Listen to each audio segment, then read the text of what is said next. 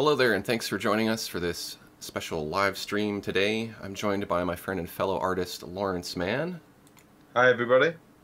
And we are going to be doing some drawing and answering questions from you, the audience. We'll also be drawing your requests if you have them. You can use the super chat button down in the bottom of the chat to super chat us some money, and we will do drawings on your behalf to show our appreciation. Random Potato is here, Amir's here, Margot's here. Thanks for joining. Hi, guys. Okay, so, whoops. Feel free to comment in and let us know that you can see us and hear us all right. Let us know if like one of us is too loud or too quiet too. It's always fun to work out those kinks. Do, re, mi, fa, sol, la, hi. And comment in, and if you have a request for a drawing, we can check that out too. So I am going to switch to my screen share if you want to do the same. Yep. Already there. Cool. Look at this, we're fancy. Random Potato wants us to draw a potato. That's not a surprise. Draw what? A potato. I'll draw a potato. Oops, not that thin of a line though.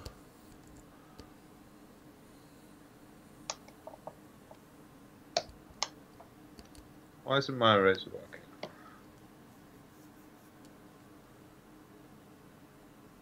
Random Potato wants to have SpaghettiOs. Or no, Random Potato wants to know if they can have SpaghettiOs. No. Only if you're good. No SpaghettiOs for you. This is what happens when we let Random Potato choose for us.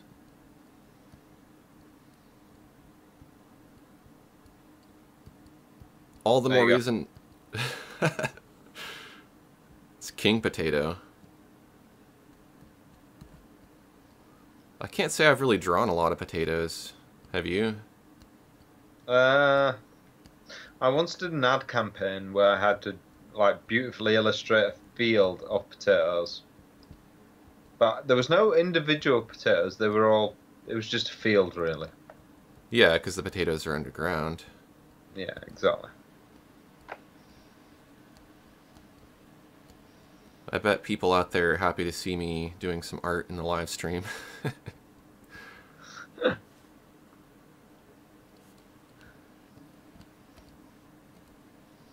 That was a question I got a few times.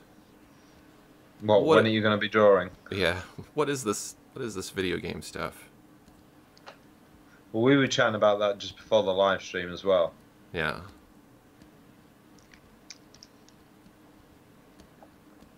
Yeah, I made an exception. It's a game that I want to play, and that's the only way I'm ever going to have time to play it, is if I can incorporate it into work.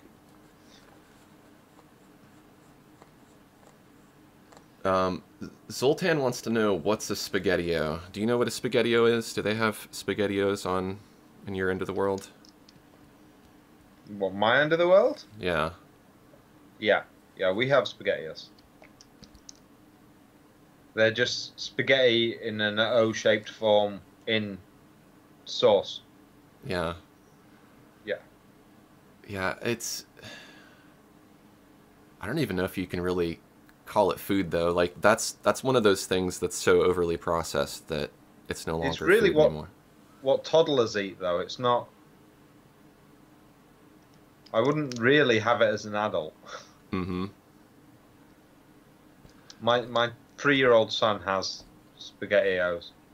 I used to really like SpaghettiOs. He calls it Getty. Getty. Getty. I was more of a Chef Boyardee ravioli kind of guy. I have to admit, I used to eat ravioli as a student. That was probably my favorite food. Yeah, it's like a student, like, starving artist kind of food. I would even... Yeah, for all those people who don't want to eat just couscous. I would even eat it, like, just out of the can without even heating it up sometimes. That's how Yeah. lazy I was.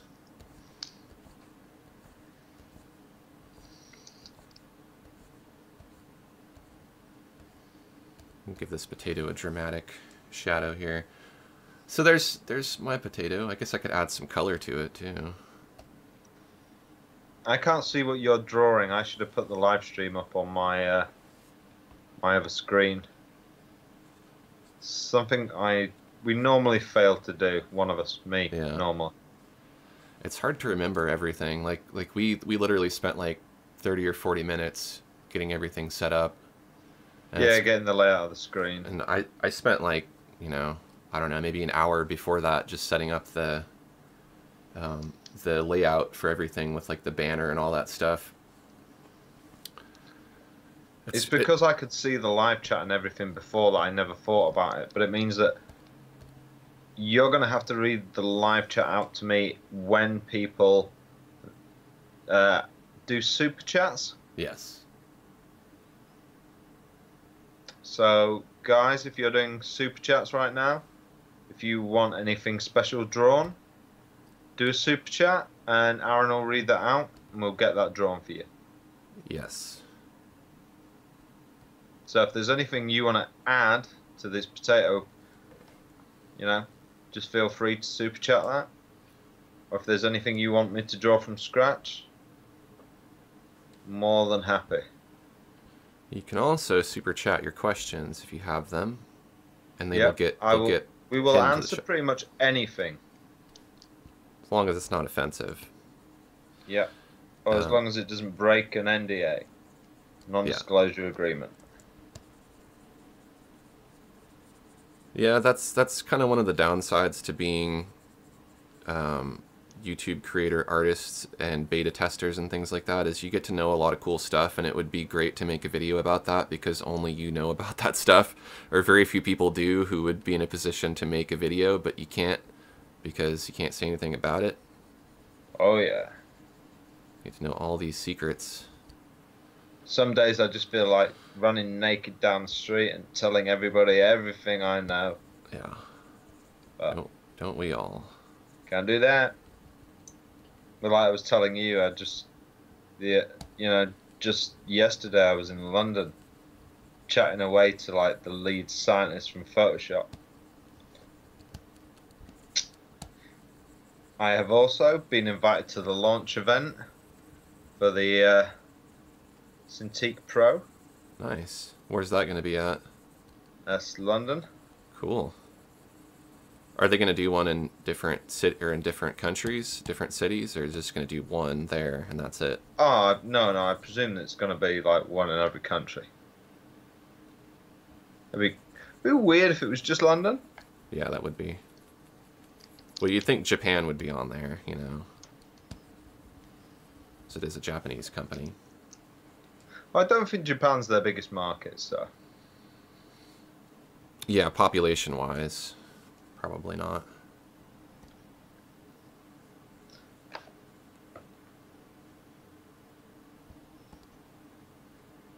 Alright, there's my potato. Can you see my potato? Yeah, it's the king of potatoes. Yeah. And he also has an AK-47. He does indeed. I'm glad you recognised the gun. I was going to do it as a gold-plated one, but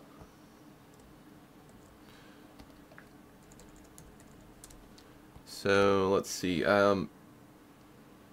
Shannon Love ate SpaghettiOs as a child. Their favorite was Sonic the Hedgehog kind. I never had the Sonic the Hedgehog SpaghettiOs. What? Sonic the Hedgehog Apparently, SpaghettiOs? Yeah, apparently they were Sonic the Hedgehog SpaghettiOs. Oh, I just had regular ones.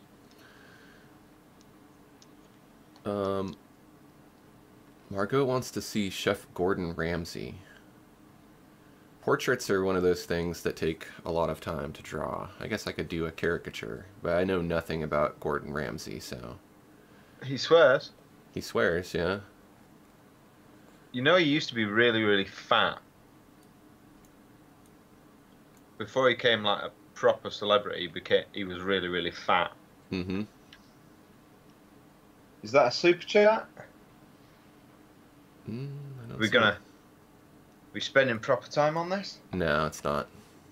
If it were a super chat, then I would probably do it, but I'm gonna have to probably pass on portraits otherwise, because anything I can do in like, a few minutes is gonna be laughable. Manual Linux wants to know who's drawing the king potato. That is Lawrence over on the left. He wants what? Oh, he doesn't want anything. He just wanted to know who was drawing the king potato. All right. Amir has a question. For 5 years, I've drawn photorealism, but how can I become an illustrator for advertising, books, etc.? You can't. Go away. Leave my area alone. I don't like competition. Sorry, Amir. Lawrence has got it covered. Yeah. It's my job. Leave it. No, books and advertising are like two separate areas. Depends really kind of like which of those two you want to get into. Books are publishing, so you have to go and talk to the publishing houses. They really don't deal direct with people. They deal with agents, so you need to get into an illustration. You need to have an illustration agent.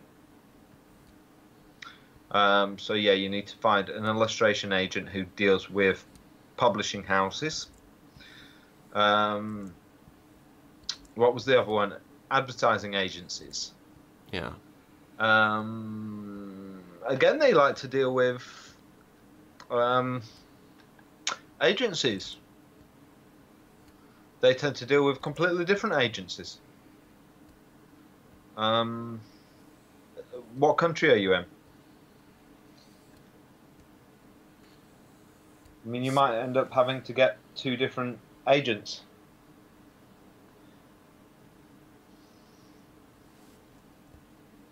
Yeah, I think coming from a background of photorealism, I think you'd mentioned this in another live stream about drawing children's books, and sometimes, photorealism isn't the best way to go. Sometimes certain... I mean, I do photorealism, and did he say children's books though specifically?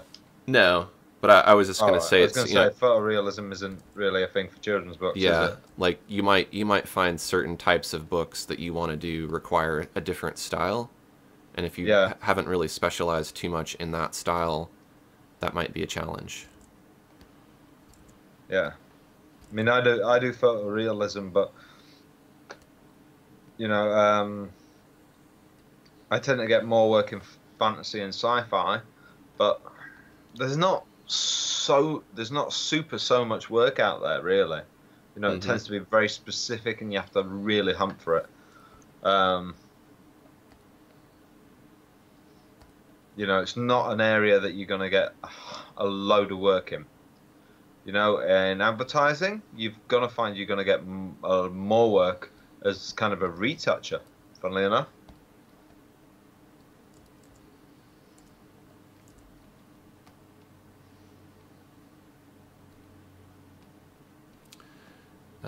James is here. James wants to see a bloated chicken. I'll go ahead and give that a try. Manual Linux wants to see turtles. Turtles? Well, like Ninja Turtles. It wasn't specific, but could be Ninja Turtles. Oh, I know you like to draw Ninja Turtles. I do. You draw? I got some Ninja Turtles here in my office, too. Yeah, I've seen you do Ninja Turtles before.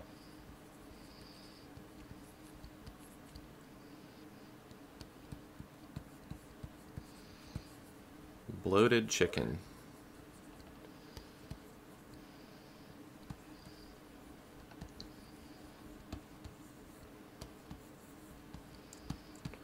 I'll do this in kind of a painterly style, because that's just kind of what I'm seeing in my mind.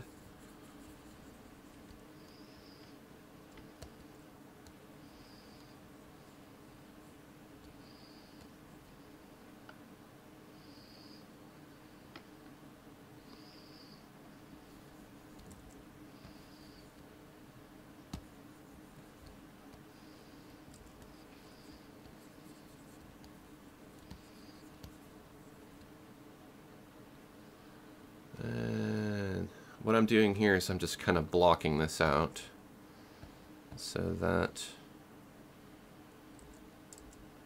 I can kind of just try to imagine where things are going to be.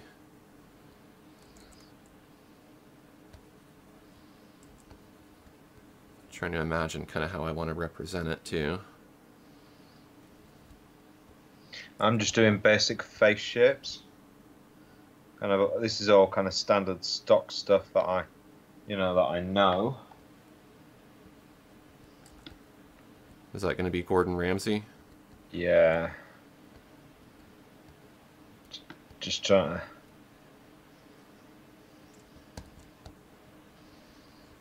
I might have to go and get a reference image. Do you know what he looks like from your imagination? Is that what you're attempting to do? An Asian. No, are you trying to attempt to draw him from imagination? Yeah.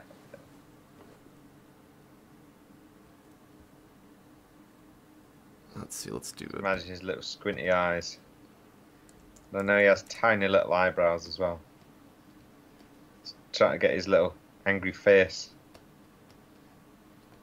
I know he has a very very big wide nose. Might end up being a bit caricature-y, but Well, she said a caricature was fine. oops.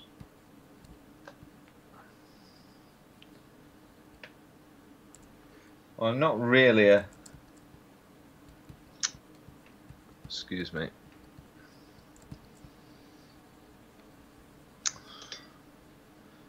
Computer's going nuts on me. It can't handle the Ramsay. Yeah.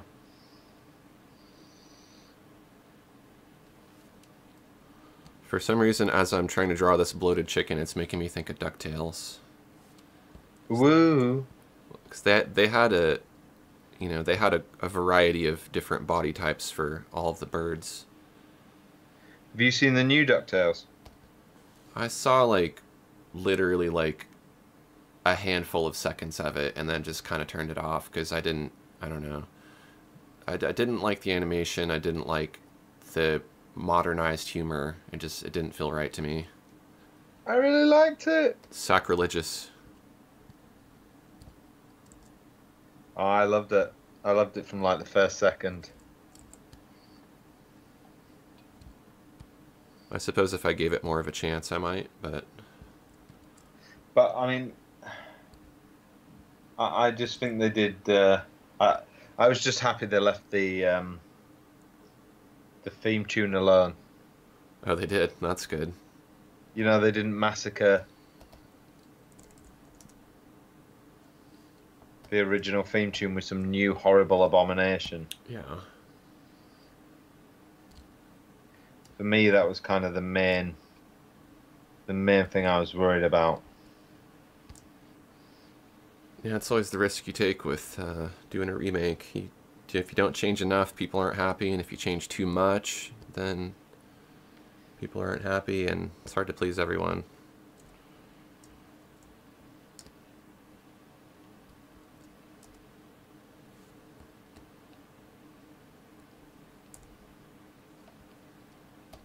Oh, let's see. Chickens have that little thing on their head, too. I don't know what that's called. The red thing. That's what I call it. The red thing. The red thing. I'm sure. Yeah, that's the.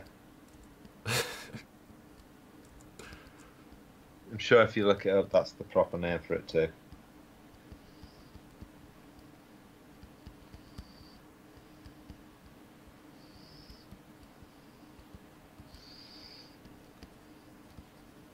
Now, even though I shouldn't know this, I can tell you that Gordon Ramsay has very blue eyes. I don't want to ask how you know all these details. Yeah, neither do I. Maybe it's just because he's been on British TV for so many years. It's probably like Isn't that weird? There's a poster in your office.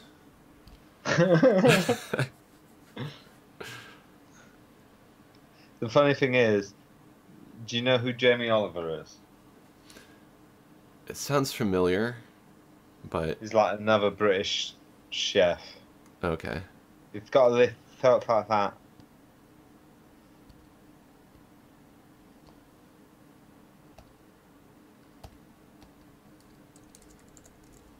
He's like another one of these famous British chefs, though. Yeah. But he comes from like the same place that I do. That's all I was going to say. I suppose it's nothing miraculous.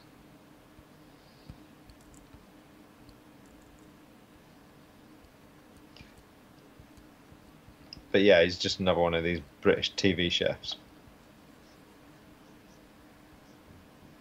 This makes you wonder, like how people get famous. But they just start off on some tiny tin pot TV show, don't they? Yeah. And they just keep getting on better and better TV shows that become more outlandish and have bigger and better budgets until finally they end up crossing the pond. Mm-hmm.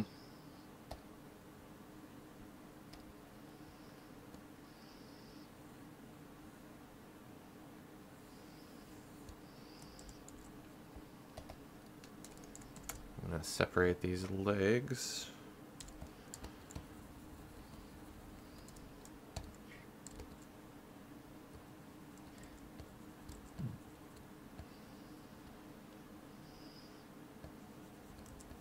I'm not gonna go for like a realistic chicken. It's obviously gonna be a cartoon chicken. Like a robot chicken. Kind of like Foghorn Leghorn, Oh yeah. I guess, but not quite as cartoony.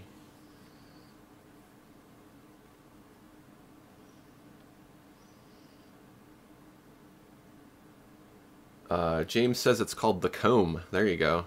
The red thing is called the comb. Well done, Farmer James. Huh?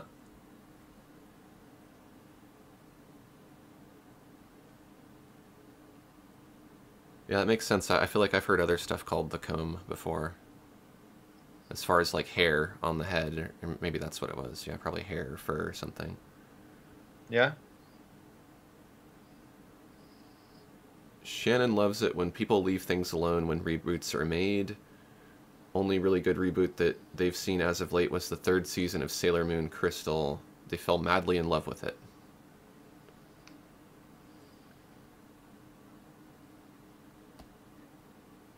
No, I like DuckTales. DuckTales was good. Did you ever play the Nintendo game? What, the DuckTales one? Yeah. Probably did. I'm just trying to remember it. You could go to like different places around the world and try to find treasure, and then you're Scrooge McDuck, and he had this like pogo, like you could do like a pogo stick with his cane. Yes, yes. Really good I music. do remember it now. You've mentioned it. Yeah, it was the pogo stick that reminded me of it. How bad is that the pogo stick reminded me of it? There aren't too many games that have that kind of play mechanic. I suppose so. I mean, in Mario Brothers, you're essentially jumping on top of enemies and bouncing off in a kind of a trampoline way, but this was a little bit different where you could like... I don't even know that they necessarily... Well, no, yeah, because there were things where you'd have to use the pogo to break things, so I guess they intended for you to use it a lot, but I don't know if, you know, they intended you to like bounce on it throughout the whole game. The music was really good. Some of the best music in a video game. Classic video game.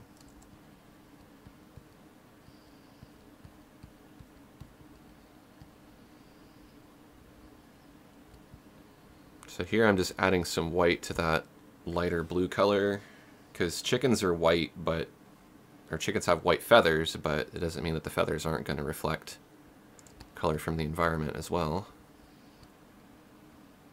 Chickens have, even the male ones have a lot of yellow in as well, though. Yeah. This could be like the new, what do they call it?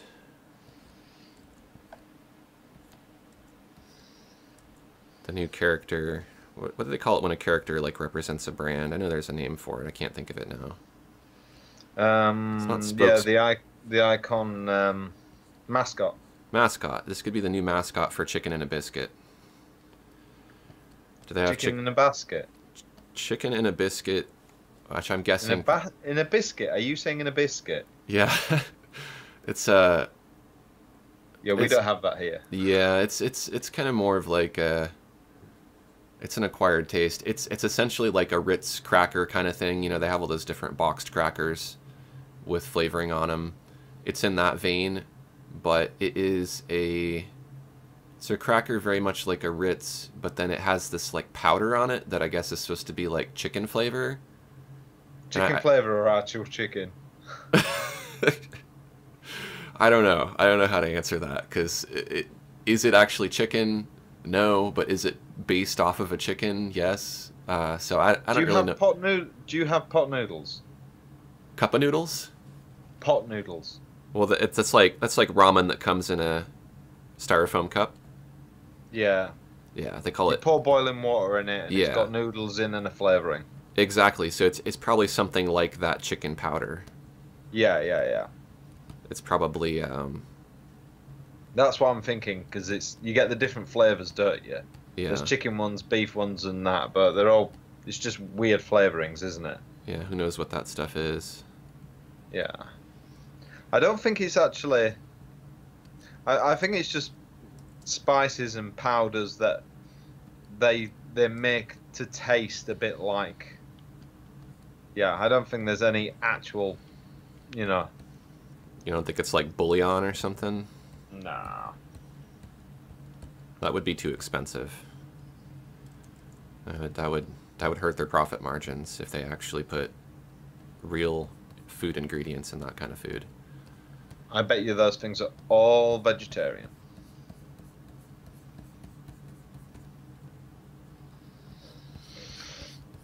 Yeah. looks kind of like he's like a WWF wrestler, but I guess in a way he kind of is because he yells and. Yeah, this has not turned out right at all. Well, you're drawing it from imagination. Yeah, exactly.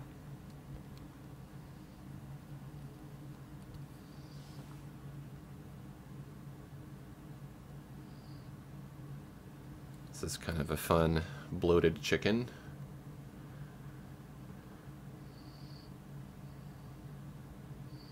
Amir has another question. Can you recommend some websites for illustrators to start a freelance career? Anything other than Behance?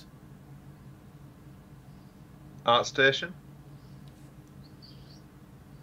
There's Upwork.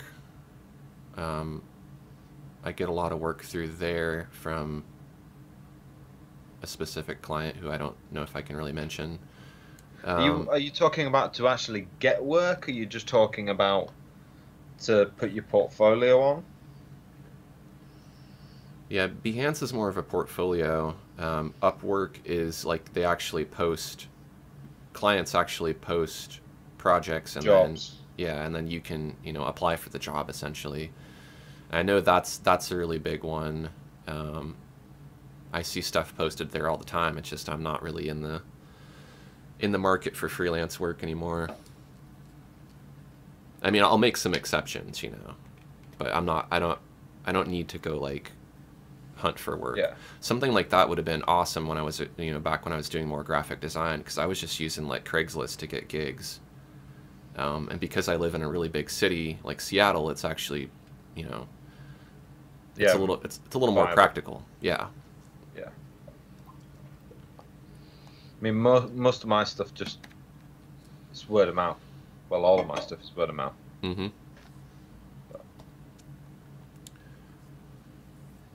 You build up a reputation. And that's an important thing because a lot of people. That's why you make sure you never let anyone down. Yeah, you don't want to tarnish your reputation because that sticks with you for a long time. So like we were kind of talking about YouTube channels and stuff before the live stream, and that's I put out a few videos that have kind of talked about YouTube communities and the kind of communities that people create, and a lot of that stuff, it is your reputation, or it can affect your reputation. And there's these channels, not necessarily art channels, but just big YouTube channels who have done these really bonehead things out of greed or whatever, out of feeling invincible or something, and it affects the reputation. I don't know that it necessarily, for them, will affect it negatively, but for somebody like an artist, if you're, doing things on your channel that later in life might not reflect very positively on you, or might not make you look very professional, it might have some short-term gains, but in the long run, stuff like that can hurt you. So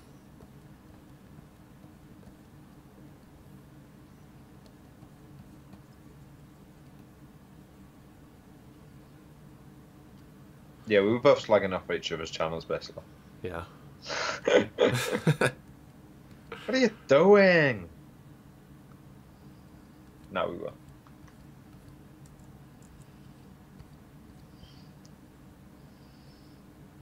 The brush that I'm using here, it puts down paint, and then if you keep painting with it, then it turns into a blender, so you don't have to switch between brushes, which is kind of nice. And that works really well for doing kind of a quick painterly style, like something that you're not going to spend a lot of time on. I tend to use this a lot for doing outdoor paintings if I go to the zoo or something. Is that one of your new ones? This is probably a mostly stock brush that came with probably, I don't know, Painter 2016 or something. That the dab somebody else created, but I've modified some of the parameters for it. So it's part custom, part default brush. Well, I was trying to give you a plug there. But it is available in my custom workspace, which is available at aaronrutten.com. There you go. I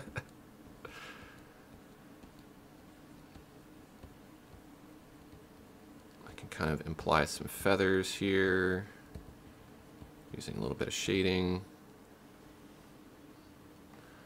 James's dad keeps chickens, so that's why he knows what the comb is. I used to live on a farm, but that was when I was a lot younger. And I thought I knew the answer, but I wanted to keep stum, because there's nothing worse than, getting something like that wrong. Yeah. And looking like a total cock. Yeah. No pun intended. Get the pun. Yeah, you don't want to get cocky with that kind of stuff. Yeah.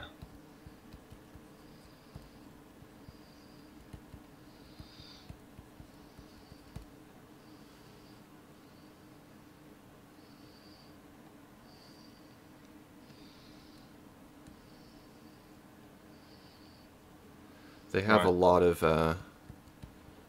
vegetarian versions of stuff. So I wonder if there is like a vegetarian version of chicken and a biscuit. I'll have to send you some of that so you can try it. Yeah. It has a very unique taste. And it's really good with some easy cheese, like the cheese that's in a can that you spray out. And that cheese is okay. I don't mind that.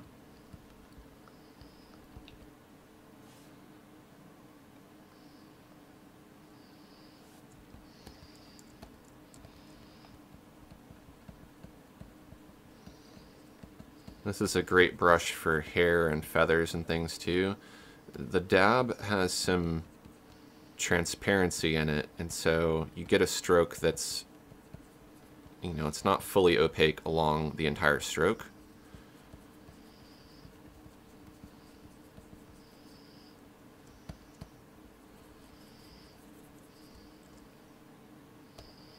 Whoops, why did I do that? I just like randomly closed a palette. Right, I've seen a picture of Gordon Ramsay now, and it turns out I really wasn't far off at all. So, I think my hair colour was a bit weird, but It's always great when it works out in your favor. And like that time I tried to draw Alf from imagination, and it was nothing like what Alf looks like. But you know what? I'm not really an expert on Alf. Exactly. I haven't seen it since the 80s. It just needed to be whiter, I think. Yeah.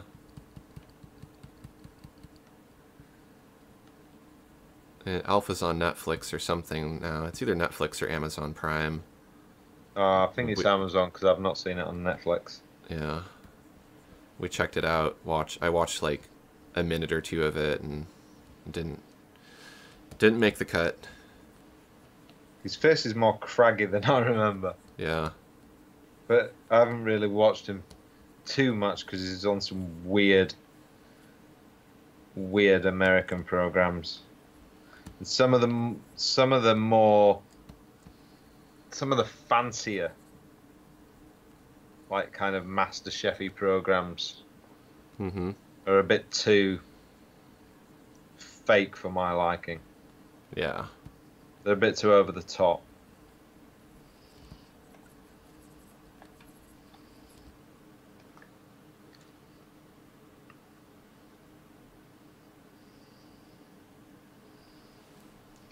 Oh, I don't know how much I want to do to this chicken. I'm going to try not to really overdo it because it is just a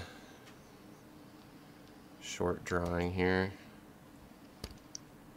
I'll be able to move on to another one. I was just thinking the same with this Ramsay. You're like, I am bored. I'm moving on. Yep. I never really ever wanted to draw Gordon Ramsay. Now that you did, though. Is everyone happy with this Gordon Ramsay? I'm happy with it. Yeah? Does it look like Gordon Ramsay to everybody? I think so. He looks like he's going to bite somebody's head off.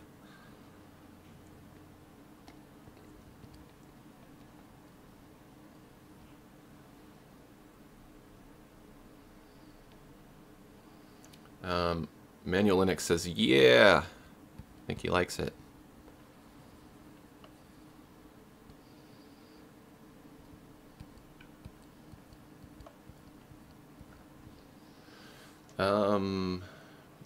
One, two, three wants to know where they can find my brushes.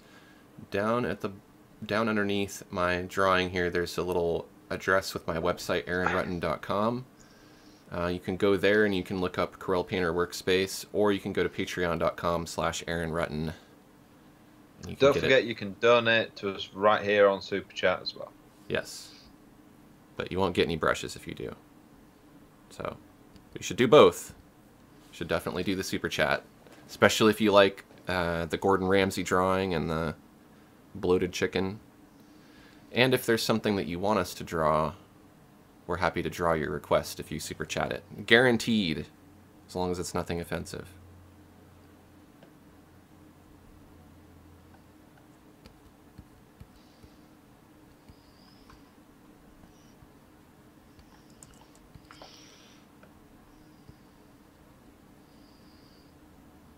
I'm going to reflect a little bit of the body color into the beak too.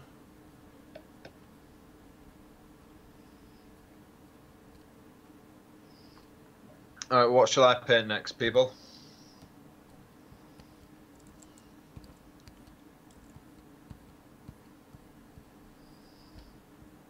Any ideas? Let's see. But there was one earlier.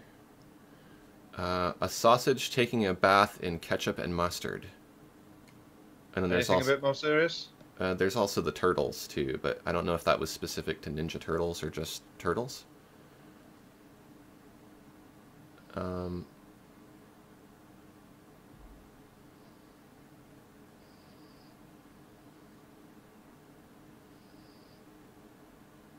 Looks like they like the chicken too. Thank you, everybody. Might just add a couple more little touches to the legs here and then call this good.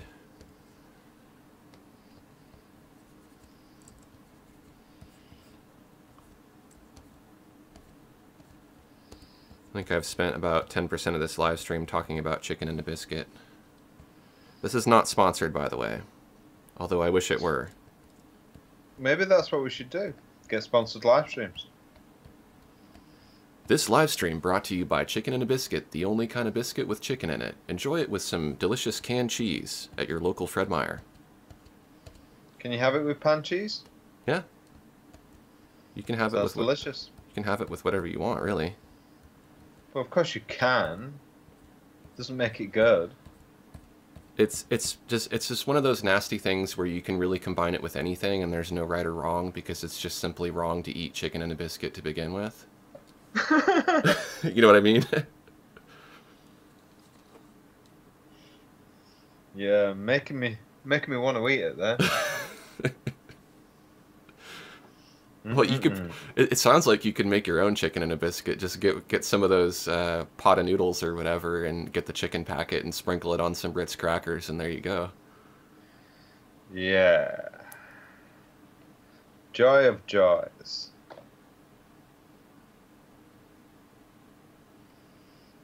Feel free to comment in with some more suggestions for drawings. I'd be happy to draw some stuff. Chicken. You know, being a vegetarian, one of the hardest things I imagined would be to, you know, anytime I ever had a craving for meat, you know, what would I do? Like, I'd be stuck eating tofu, but there's actually some really, really great fake meat alternatives that aren't just tofu. And there's some really good ones that taste a lot like chicken, but not like chicken breast, but like chicken nuggets and those kind of things. And I think that's because chicken nuggets are so far removed from actually being chicken that it's the real easy. Vegetarians get meat cravings though. It's a flavor craving, I think. Shouldn't that tell you something though? No, because there's a lot of things that aren't meat that have a meat flavor. You aren't aware of them until you become a vegetarian. So I think, but some people never eat meat. Like the people whose parents were vegetarian. Yeah. So do they get meat cravings? I don't know. I think the craving is a base craving that's it revolves around whatever nutrients you need. That's why, like, we always get cravings for, you know, snack food, which is salty, because we have a natural craving for salt because we need it. It actually, you know, it helps your neurons fire in your brain, so it's really essential.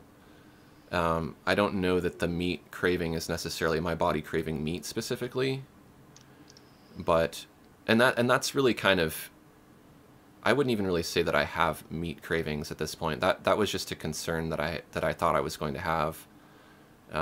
And I'm sure initially after I became vegetarian, you know, there probably were some instances where I was like, you know, man, I really wish I could, you know, enjoy that pizza that everyone else is having, but it has pepperoni on it. But for me, you know, and it's like, I'm not going to tell anyone else how to eat. That's not my agenda or whatever. But for me personally, I just got to a point to where there was too much guilt associated with eating meat. And so I didn't want to do it anymore. And I've done a good job of sticking with it. See, I grew up on a farm, so I have the principle of you have to be willing to kill what you eat. Mm-hmm. I think you just have to be okay with the idea of doing it yourself. I don't think you should be allowed to eat meat unless you're willing to do that. You know, it's the idea of taking responsibility. And there's not a lot of people who would want to do that. I have actually done that. Do you know what I mean? Does that make sense to you? Yeah. No, I mean, that would put a lot more, it would put a lot more thought into it. Like, now meat is just, you know, it's animals being herded into a factory, and a machine, you know, does all the dirty work. And oh yeah, I've seen those factories. They're awful. yeah. You know? I think my canvas has moved. Damn chicken and a biscuit factories. Yeah, I knew you were going to say that. Kiva has a good question. If you do not know how to draw well on paper, then does that mean you won't be good at digital art? Can you repeat the question? if you don't know how to draw well on paper, then does that mean you won't be good at digital art? See, I come from an age where there was no digital art. There was no internet. I learned as a traditional artist, and then digital art came after that. To me, it doesn't bother me that people learn digital art and never draw traditionally. I don't think you have to learn traditionally. My studio is 99.5% paper free. Drawing on paper and drawing digitally are two separate things. They're really different. I literally stopped painting with oils because I got sick of waiting for the paint to dry. Yeah. So, yeah, you don't have to be good at one to do the other. But the thing that traditional artists do that a lot of digital artists don't do is they respect the fact that you don't have undo. Traditional artists do take a lot more time at the initial sketch stage. A lot of digital artists, especially beginners, rush through their sketches, rush through their initial anatomy, and think, oh, I can fix that later on. I think if digital artists worked a lot more at their sketches before getting to the actual colouring stage and painting stage, you know, they'd be better artists. Mm-hmm. And you notice that when you watch a professional digital artist and the way that they do work more like traditional painters. Your thoughts, Aaron? If you don't know how to draw well on paper, that doesn't mean you won't be good at digital art. I think if you don't know how to draw well, you don't know how to draw well, and that's the thing to work on. And don't worry about how you're doing it, whether it's on paper or it's digital.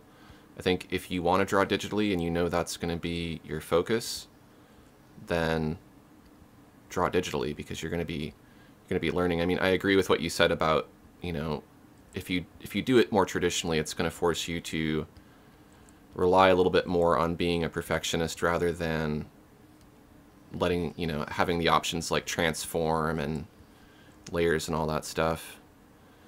But then I think what I was really saying was a good artist draws the same no matter what medium. Yeah, I agree.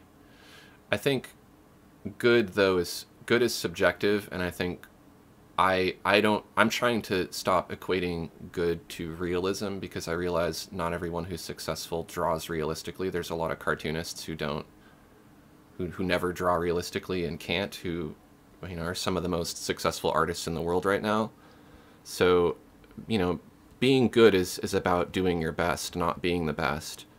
And I'm not on about realistic. Yeah, but like in that aspect, there could be advantages to working digitally. You know, like if I started drawing comic books on paper, it would be so inconvenient for me, and it would take me so much more time to do. And if I drew them digitally, they would be I'd save myself a step of having to photograph or scan something. It would give me a lot more flexibility. So it would make more sense, if that's going to be my goal, is to do mostly digital artwork, to just put most of my effort into that. However, it's, you know, like you said, like we came from a time where we didn't really have the options that we have now. You know, like there was digital art in a sense, but it wasn't really like, it wasn't accessible to me in the same way that it is now. So I had to learn drawing traditionally. But I don't think I really cared to learn that much about realism until in my 20s, when I kind of started to get more into digital art.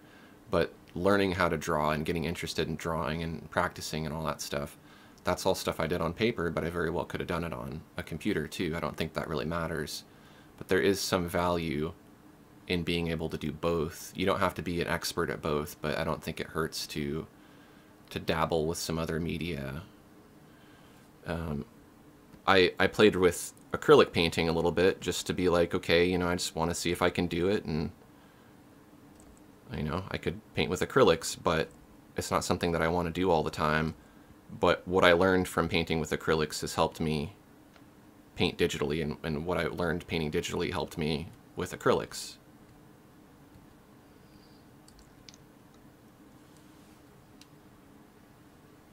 I think people are getting too hung up on like how to do stuff. I think you just got to do it. You gotta stop making all these excuses for why you can't do something, or like, you know, or feeling like you have to do it a certain way, otherwise you're not going to be successful at it. I think starting out, just do it and just draw what you want to draw, and you don't put the expectation on yourself to go from being absolutely nothing to being successful overnight.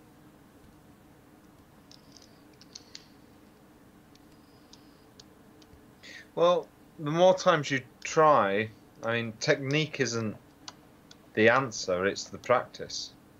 Mm-hmm. You just got to put in the time. That's all you can do. And that's what will make you better. At the end of the day, it's all that counts. Everybody wants that magic pill, though. You know, like if I do this instantly, I'm gonna be better, and there is no magic pill. It takes a lot of work. I think people think they'll be better quicker with digital as well. Yeah, I don't. There's pros and cons to working either way, really. You know, you just have to ask yourself, like, what are your goals as an artist? Forget other people's goals that they've projected onto you. Forget art teachers and family members and friends and anybody who tells you that this is how you have to do art, because that's the way that they view art, but it doesn't mean that that has to be the way that you do art. And you start making art in your own way, a lot of that stuff doesn't really matter anymore, and you can just focus on making the art, not focus on pleasing people. Because if you're in the game of pleasing everybody as an artist, you're going to be really disappointed, because it doesn't matter how quote-unquote good you are at what you do, there's always going to be people who hate your work, and always people who want to pick it apart, and, you know, you can't please everybody. And if you're one of those artists who just pleases themselves, and you make art for yourself, generally you can be pretty successful, because people can see that. They can see that you're enjoying yourself. They want to be like you. They want to enjoy art too. Well, the one thing about art is it'll never make you rich. If you want to be rich, go be a doctor. Yeah. You know, art isn't something you become to be rich. You could, but it's not. Well, yeah, but I mean, it's not.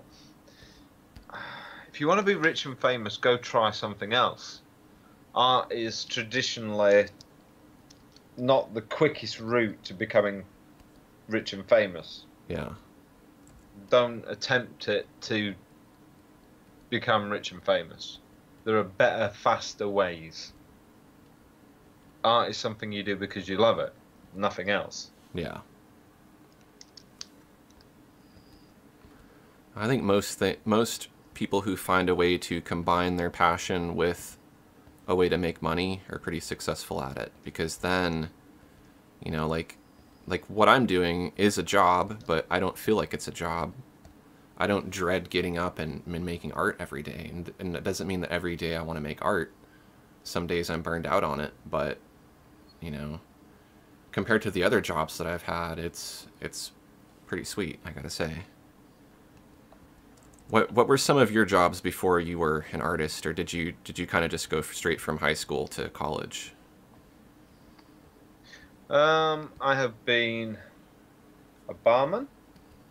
I was good at being a barman. What else have I been? I've done all kinds of crap jobs. Yeah. You know, just like little things here for like 2 weeks, a month. You know, I worked in a printers once. I actually enjoyed that. You know, but that was only for like a couple of weeks. Um, what else? I worked in a foam cutting place once for 2 days. That was Foam. great because I got to wear like a metal chainmail glove Nice. and cut foam. That's really good. I like the sharp knife and the chainmail glove. Um, I'm just trying to think. I've been an artist most of the time. I mean, I got out of that. I got out of being just a stone cold illustrator and went into advertising because I wanted more of a mental challenge.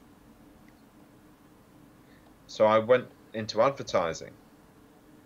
So I became an art director. But I mean, these days I don't want the mental challenge anymore. I just want to be an illustrator Yeah. because I'm older and wiser. When you become older, you don't want so much, you know, mental challenge. Yeah, it's that just kind of happens, I guess. You get older, you get more experience. It's easier to get gigs, and so you don't really have to like fight tooth and nail like you used to. Stuff just kind of comes to you more. I mean, you still have to be competitive and do the work and stuff like that, but it seems like the older you get, you make more money, but you do less work. Not for everybody though. But yeah, but there's just you don't want the politics as well. There's a lot Yeah. of politics around it all. Yeah, I like being my own boss and my only employee. You know, I don't have to Yeah, deal with exactly. any of that And the funny stuff. thing is, I had a conversation with somebody the other day, and I said, I think I explained it in the most succinct way I've ever managed to explain it is there will always be the politics, but when you work for yourself, you decide who the players are, Mm-hmm.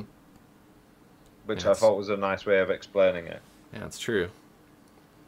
Because you decide who your clients are, Mm-hmm. you decide who you work with, so you're deciding who the players are. And I thought that felt like a nice way of explaining it. Yeah, and that's the good thing about being self-employed. I guess if you're at the point where you can make those choices, because I've been at earlier in my career, there were clients I preferred not to work for, but I do it anyways because I didn't really have a choice. Well, But I once used the words "never darken my door again" to a client. yeah. Oh, we got a $20 super chat from Ian. Good to see you, Ian. Thank you for the $20 super chat. And Ian would like to see us draw another Chibi Aaron. So if you could draw a Chibi Lawrence, I'll draw a Chibi Aaron, and we will split that down the middle. Cheesy, Aaron. Chibi, like Chibi, which is the Japanese, like really big head, giant eyes, no nose, tiny mouth, and then tiny body. Kind of like those Funko Pop things, That's kind of chibi, I guess. Hang on, I'm gonna Google this. Yeah. So Right. do a chibi version of yourself. How do you spell it? Chibi. Chivi. B like Bob. Bob. CH. Chibi like chibi. I don't know how you pronounce it. Chibi. Shibi.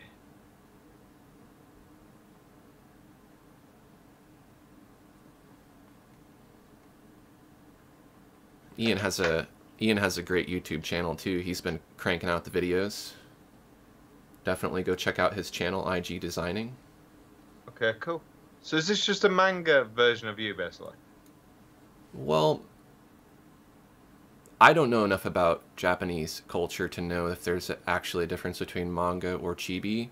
I think chibi is a style that exists within manga, but chibi is its own kind of thing. There's certain Okay. characteristics like no nose, big eyes, big head. Like the head is way bigger than the body in proportion. The Yeah. body's really insignificant. I've And Google imaged this, and a lot of stuff's come up, but it's very mixed and yeah, nothing seems to match. Do you know what I mean? Not a clear. Yeah. Just make yourself look like a Funko Pop doll, and then you're good. Yeah. Hang on, I I'm like going to this. try a few things, see if I can find her. This is a Oh, good okay, one. yep, I've got it. Cool. Ian says chibi is anime. And Ian actually has a great video on how to draw a chibi character if you want a tutorial to check out. Not you specifically, but the audience. And you. So let's do that. Let's draw Chibi Aaron.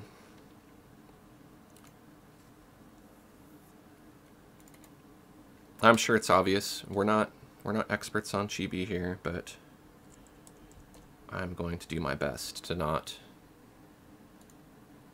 do anything unchibi. I'm gonna try to stay No, very it's fine. chibi here. I've got examples of the style here now. I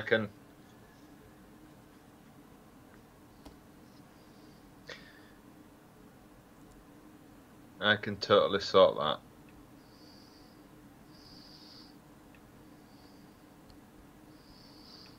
Just give me a couple of minutes just to. Sure. Whoops. Well, not a couple of minutes, but. Now let's see. I want to use mirror painting here, but for some reason the symmetry plane is way off to the side. I think when I started this canvas I had cropped it and I think that screwed it up. So let's see, canvas 3000 by 2500 essentially.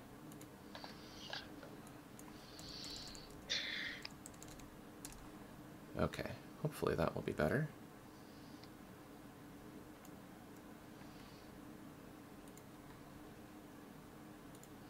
There we go. Okay, so I'm going to do a sketch.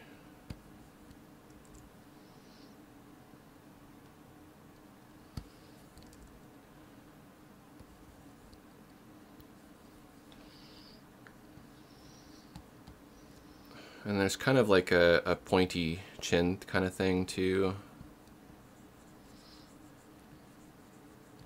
Even though I don't really have a pointy chin.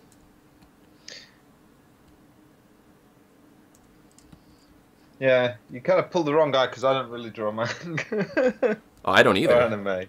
I don't either, so we're in the same boat here, trust me. I don't know what I'm doing. Yeah, I'm just thinking I might have to do like a sketch layer first and then. That's what I'm doing. I'm just sketching it.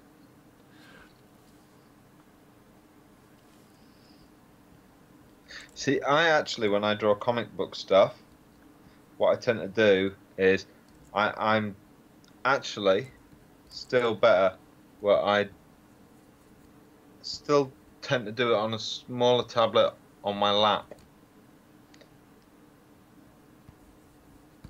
rather than using the big Wacom on my desk. It's because I spent so many years drawing comics as a teenager.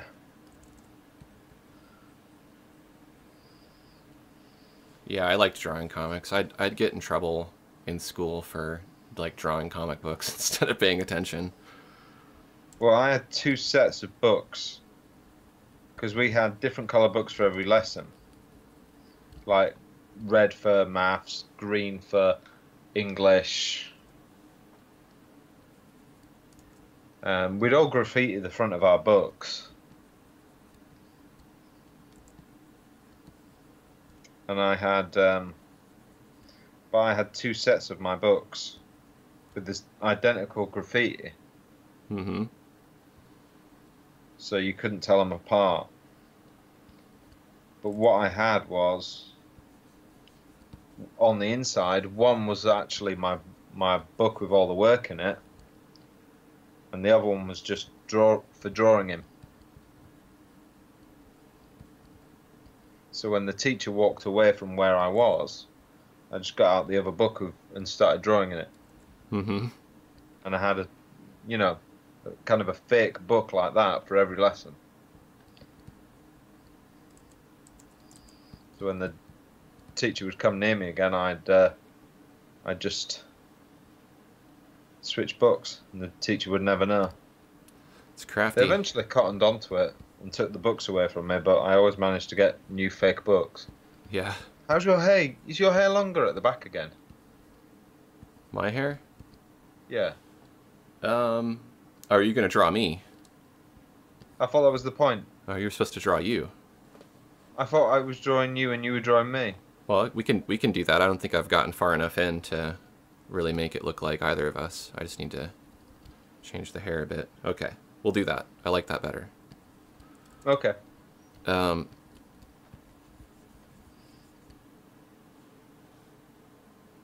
Okay. Have you still got longish hair? Or did you cut it short again? It's shorter but still a little bit long. That's At the pretty. back. I think that's, yeah, in the back. You got it. Okay. I know. I'm so inconsistent in the way that I look in my videos, but you know, Sometimes you go shorter, you see. yeah, no, I do.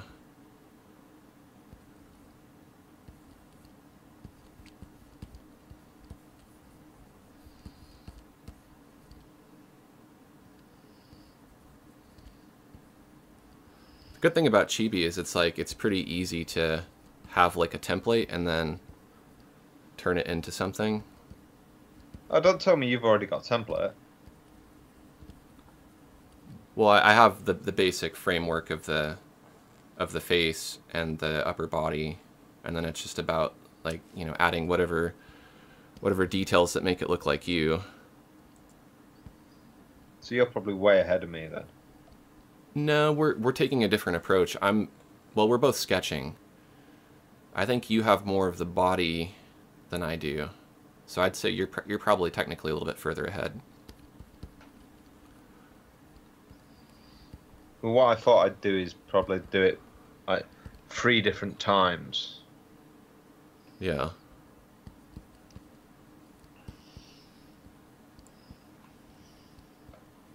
So I might do like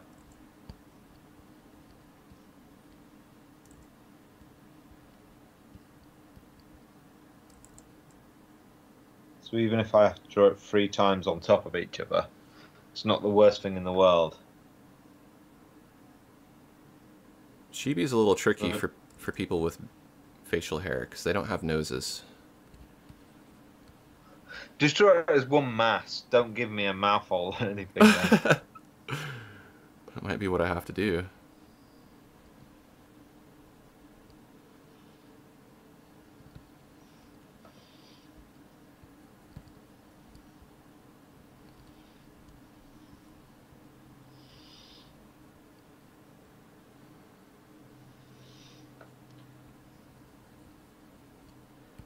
My trouble is, you know, I'm kind of looking at image references, and now I'm thinking, but are the image references that I'm looking at? I don't know if they'd even be, you know, how do I know the image references that I'm looking at are even considered good references? Well, you'd be making the same mistake that I made then. So I don't know what's any better either, really. I do know that my brush keeps defaulting to pink. I must have saved it with the wrong color here, so I'm going to fix that. Save variant. There we go. Yeah, I don't necessarily know either. So we'll just, that's why I tried to do that little disclaimer in the beginning. Like, we're not manga artists. We know very little about anime or anything like that. So this is us just trying to pull it out of our butts. Yeah, we just have to go for the ones that we like.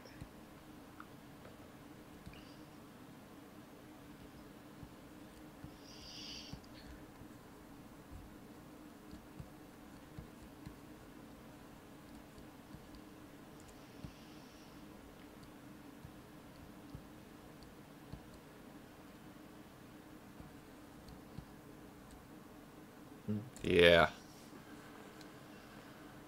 This is a good one, Ian. Good. Good. Good. Ian says he enjoyed your video on drawing a Cars toy, or a toy from the movie Cars. Oh, good. So did my son. He says, looking cool, guys. Thank you, Ian. I have no idea if that's true or not. No. And he says, chibi can't have noses, but they're usually just dots. Yeah, they're just that. So that's what Aaron gets. I'm just going to give you a little triangle.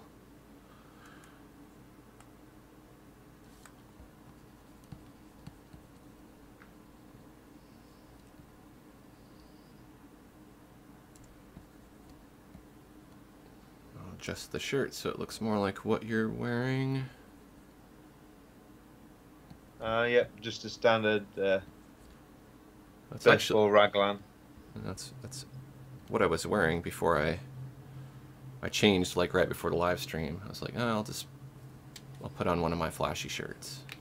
But I was wearing. Can you still see me? You're just looking at my screen, aren't you? I can only because I happened to pause the live stream when we started it, and it's still showing your face. Ah, right, okay. You can see me. I'm gonna cheat here for a second. Copy and paste. I don't think that's really. I wouldn't think that's really considered cheating in that kind of art, because a lot of it is probably kind of. No, I imagine that eyes are typically. Yeah, I'm using symmetry painting for mine, and it's just a frontal view, so. Yeah, I imagine eyes in this style are normally.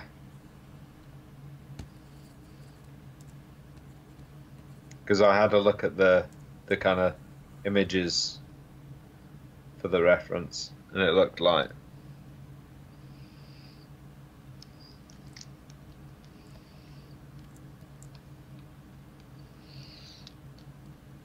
they're not flipped. They seem to just be the same. Yeah, I think it looks like there are subtle differences, but I think there's a lot of different ways to do it.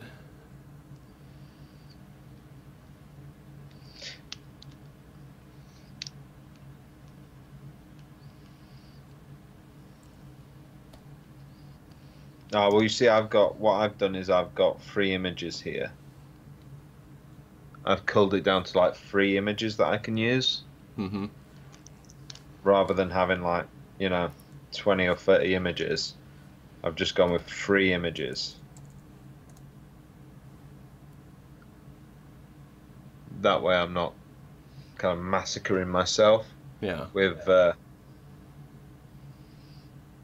too much reference.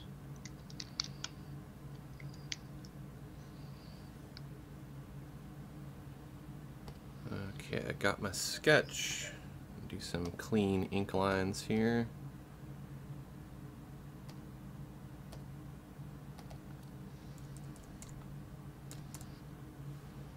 Yeah, I did one in a previous live stream as a request, so I have kind of some idea of what to do, but I don't know that I'm doing it right.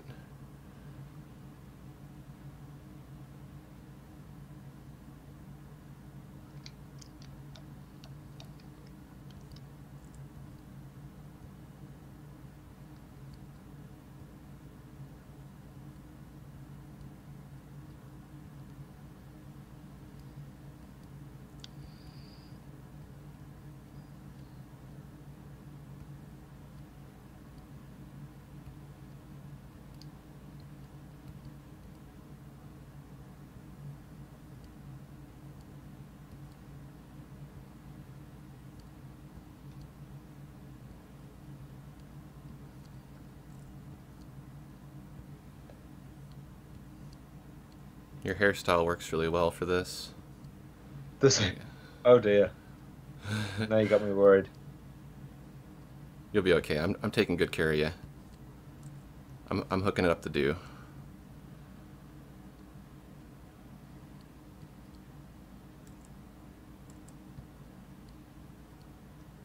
As they do that kind of chunky hair.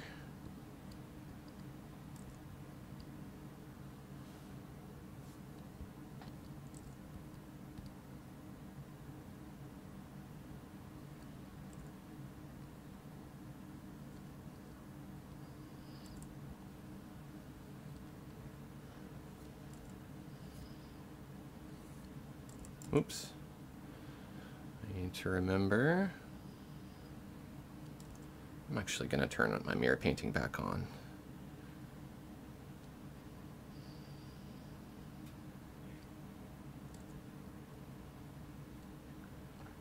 I wish I'd have taken more notice of your hairstyle.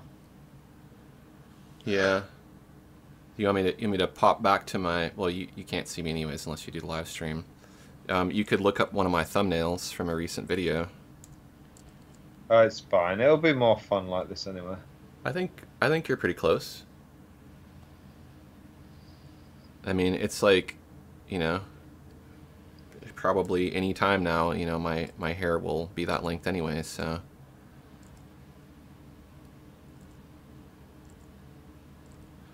I'm just kind of at the point to where, like, I just don't even really, I don't know.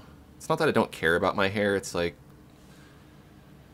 I can't decide what to do anymore. Well, somebody asked me about my hair recently, and I said, this isn't actually a style. This is just the fact that this is actually the easiest thing to do with my hair. Mm-hmm. My hair grows quicker on the side than it does on the top.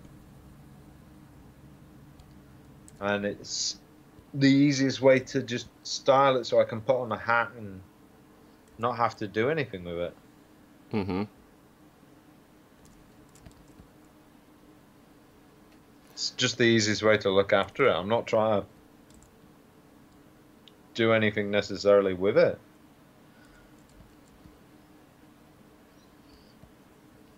It's the hairdresser who suggested this. Yeah. Yeah, I should just... sounds easy to look after. I should just do that. Just go to a hairdresser and have them just decide for me. Be a lot easier. Sometimes I want long hair, sometimes I want short hair. Guess I could just shave my head and start wearing wigs.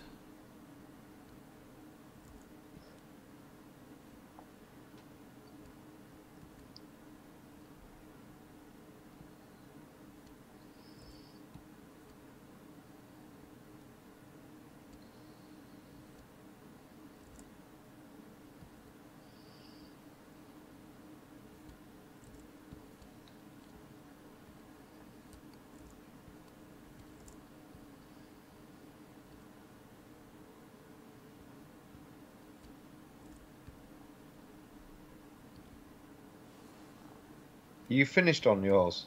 No. You waiting for me? No, I'm still inking. I'm like, I don't even have the face finished. All right. As I was far just as... worried you were waiting for me or something. No. Okay. I got a ways to go still.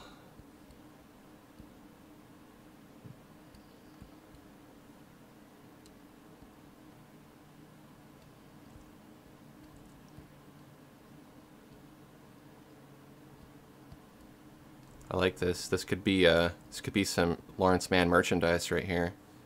This could be like a Lawrence Mann bobblehead. Somebody make it and I'll get it 3D printed. Yeah, I guess that's the hard thing to do, is then sculpt it. Although it's pretty simple, it's pretty geometrical. I don't like what I did with the neck here. I'm going to fix that.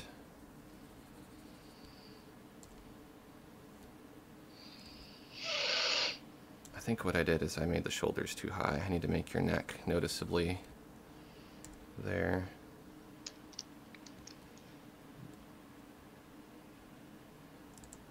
I know what I need to do. See, when I did the sketch, I didn't make your chin go down a little bit further because of the beard, and so that it ate up the area for the neck.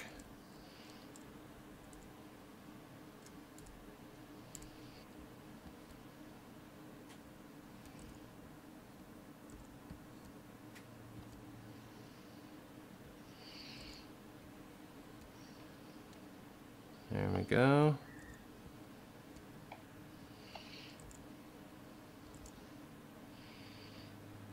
Much better. Right, I am on to coloring. Yeah, I think I'm right about there too. think in reality it would have been nice to have another stab at the inks, but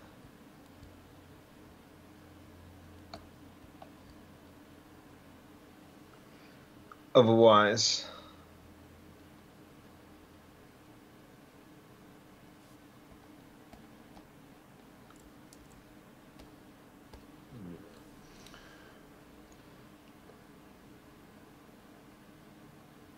Nas Legend says, love your art, dude. Thank you, Nas Legend. I don't know who that was for, but I assume it was both of us.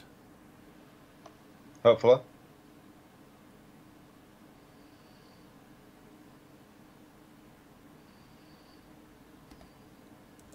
Okay, color.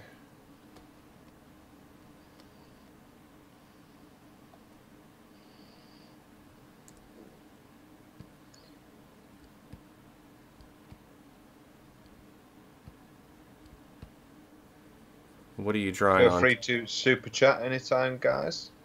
Yeah. Any questions you want answered?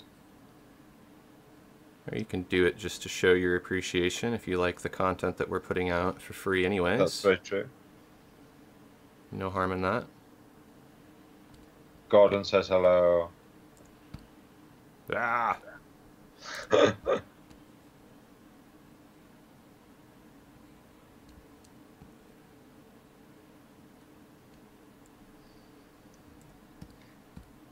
I've never looked into your eyes, Aaron. I'm guessing they're brown. Oh, you would be wrong. Green? They're hazel. Oh, Technically, they are blue with a yellow ring in the center, which from a distance makes them look kind of green. They're a weird color, but hazel is what I have on my license. So they're blue with a yellow ring in the middle. more or less, yeah. I mean, if you look at them really, really close from a distance, they just look hazel. And maybe not yellow, but like a yellowish, like what's a good description? Like a, yeah, kind of like that. Makes me look like I've seen it before. It's a hard one because like if usually what I'll do is I'll just end up making him green, but then it's like I don't know that it really looks like my eyes, so I don't know. I have a tricky eye color. Same with my eyebrows too. Like my hair is so light on my eyebrows that I'm tempted to not draw in eyebrows whenever I draw a cartoon of myself. Yeah, but then it doesn't look like you if you don't paint your eyebrows. Mm-hmm. Because you know your eyebrows are there, but I found one trick around that is just to change the lighting when you paint yourself. Just to be, just to be very typical, just to be very subjective in your lighting. If it's a painting, it's not hard. I can communicate it in a painting, but in a drawing, you have to simplify it so much that if I draw in like, noticeable eyebrows, it almost looks like they're like colored in, like I used, eyebrow makeup or something to fill them in. It's weird. What color do you paint your hair though? That's another tricky one because in bright light, my hair is kind of like a reddish brown or brownish, Yeah. but then Well, that's what I was thinking. In indoor light, it looks more like it's like dark brown or almost black. Yeah. Well, that's why I was wondering if you went for the blacks or if you went for the more. I usually do kind of this like color that I'm doing. Yeah, I do kind of like a muted brown like you're doing.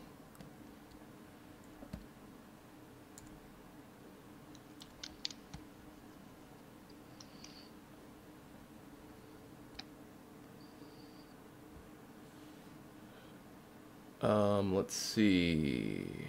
Got some comments here. Manual Linux says, you guys are really cool. Thank you, Manual Linux. Always liking that. And Sophia, who joined me yesterday for my Secret of Mana live stream, says, on Chibi, It needs to have his pencil above his mouth like a mustache. After all, it is his pose. Oh, for the Aaron chibi. They're referring to my cartoon of myself where I was holding my Wacom pen as a mustache. Oh yeah. No. Too late for that. The inks are done now. Yeah. He gets a paintbrush there. I like it. I didn't really give you any accessories or anything. It's kind of lazy in that regard. I should have. We'll see. I might be able to accessorize. He got his t-shirt though. Yeah. Did I get a t-shirt? I just did what you're wearing right now. But I could put a little Lawrence Mann logo on it. That's fine. I think it looks like you, so that's okay. Let's see your eyes. I can see a picture of you, but I can't tell. I'm thinking your eyes are probably brown or green. My eyes change color all the time. Yeah.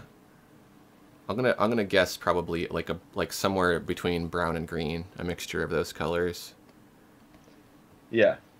So I'm gonna do kind of like a desaturated kind of yellow color.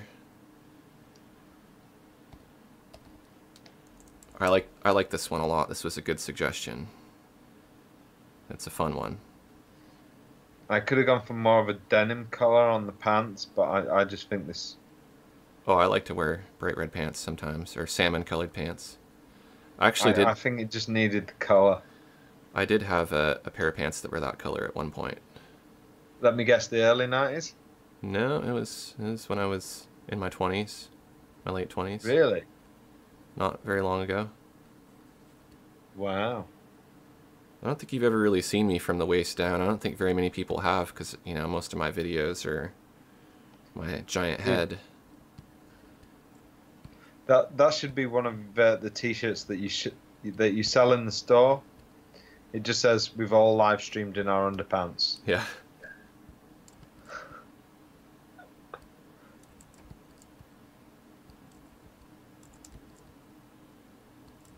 That would probably sell quite well.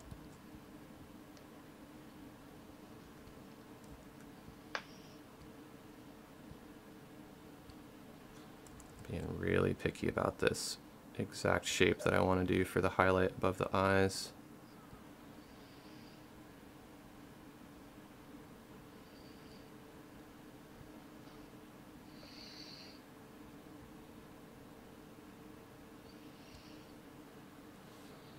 Alright, all that's left is your shirt. Oh, you already got the shading done. You're going to be waiting on me.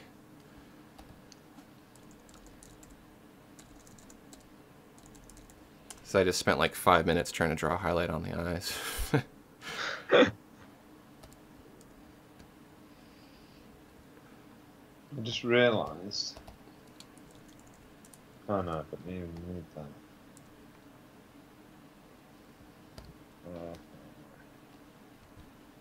Fucking that.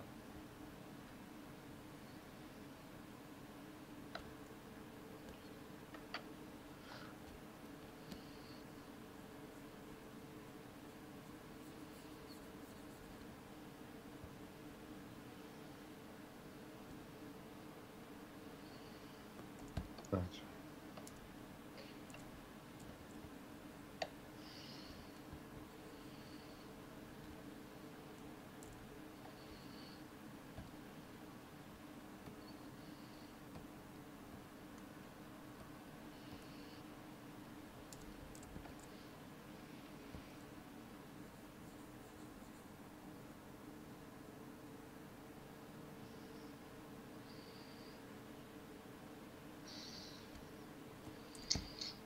There we go. Now it's coming together.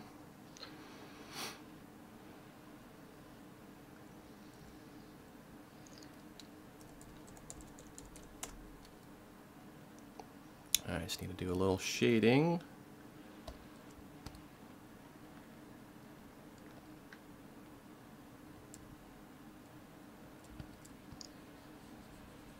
Ah, it's too light.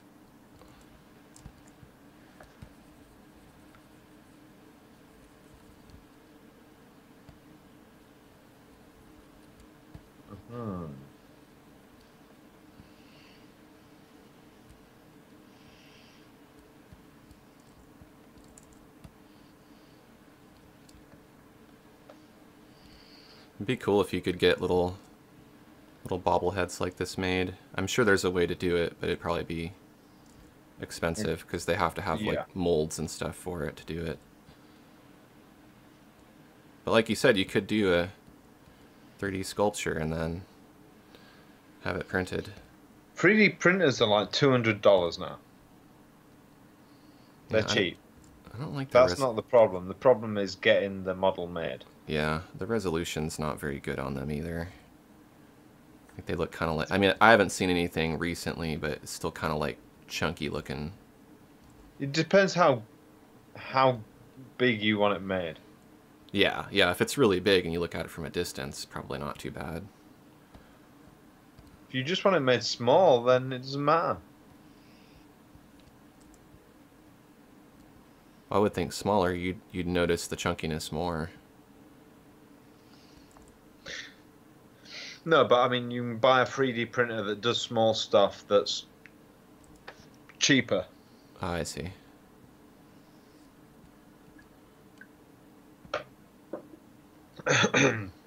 Excuse-moi.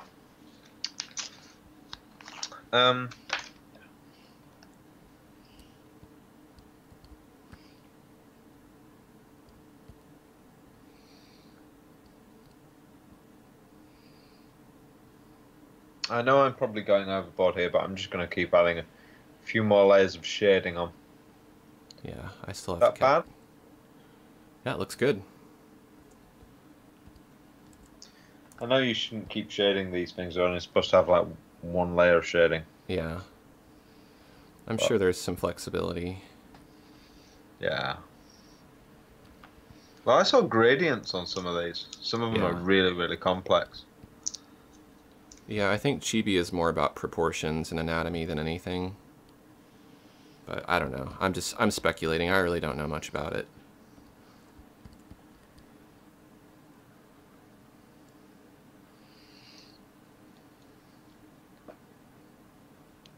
Oh, I just noticed I've not even painted the brush handle.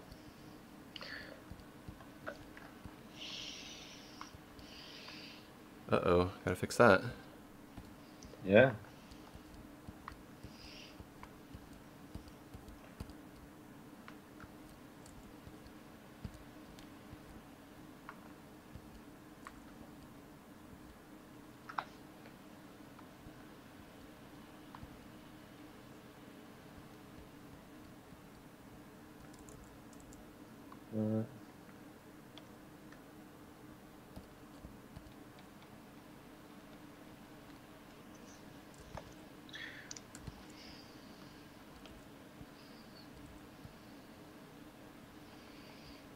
There we go, Nice. I think I am done. I'm getting there. I'm almost done.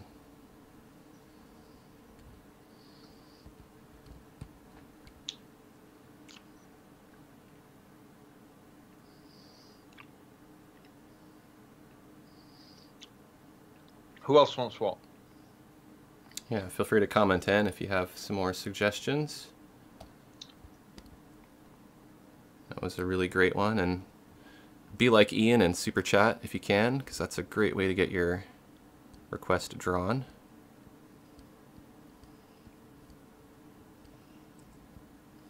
Very nice of you, Ian. I appreciate that.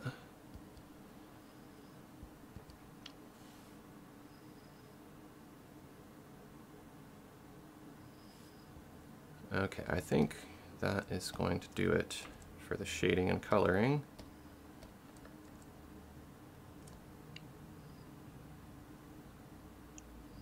I'm going to squish you down a bit more.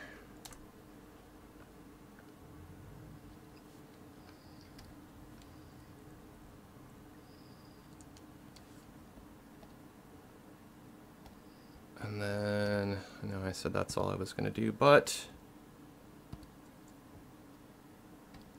add a little bit of airbrushing.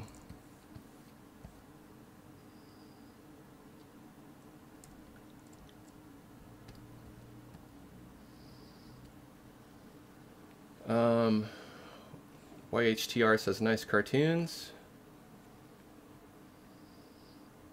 High five for Ramsey, says Sophia.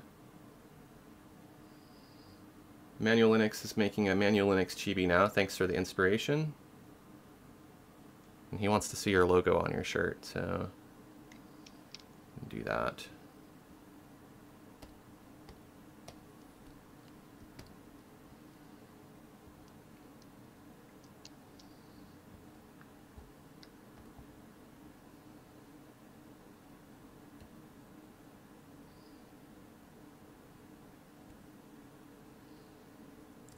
I'm going to simplify it. I'm going to simplify it a bit, though, because it's a serif font that's kind of hard to draw very, very tiny. Ha ha ha ha ha.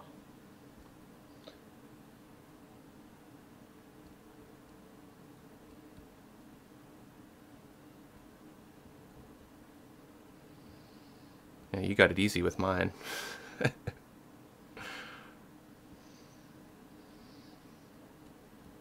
I have my logo as a 3D object as well. Oh, that's cool.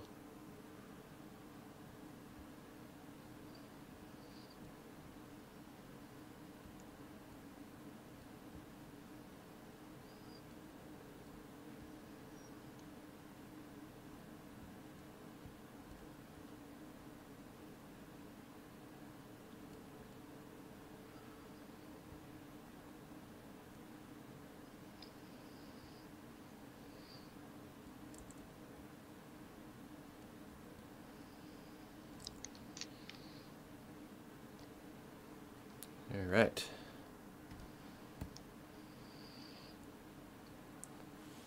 Booyah. Cool. They think it's cool. They like it. They like them.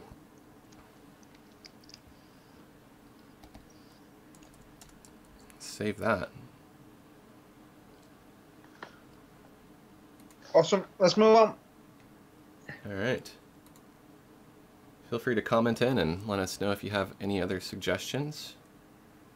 Got Gordon Ramsay, we got bloated chicken, we got some potatoes, got some chibi.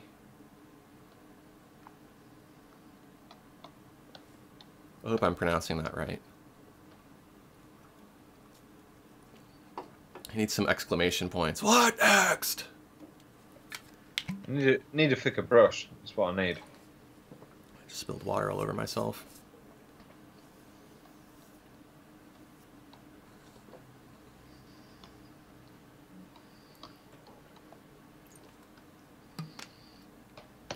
Oh, you haven't even seen yours. You gotta pop into the live stream real quick and check it out. I know. Hang on a split second.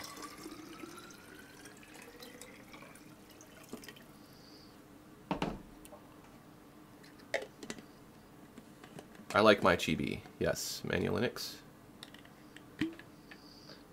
Oh, I think he wants to know how you like yours. Because I'm running. Oh look, I go onto YouTube and it's Aaron is live right now. Oh my god.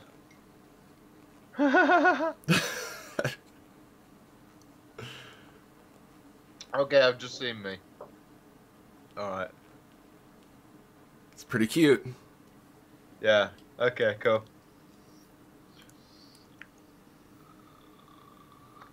I look very sad. You're smiling. Okay. We should I've use just these. turned that text off to see how fast it turned the live stream. Turn it off just to see how fast it goes. Shouldn't be much of a delay. I don't know what I have it set to. I think I have it set to like low latency, but not real time. But this has to go all the way from the UK to Seattle back to the UK. Yeah. Yay! Okay, so Stonewall says, my son, a junior in high school, is considering SCAD, Rhode Island School of A&D, and University of North Alabama for digital art animation. Any thoughts?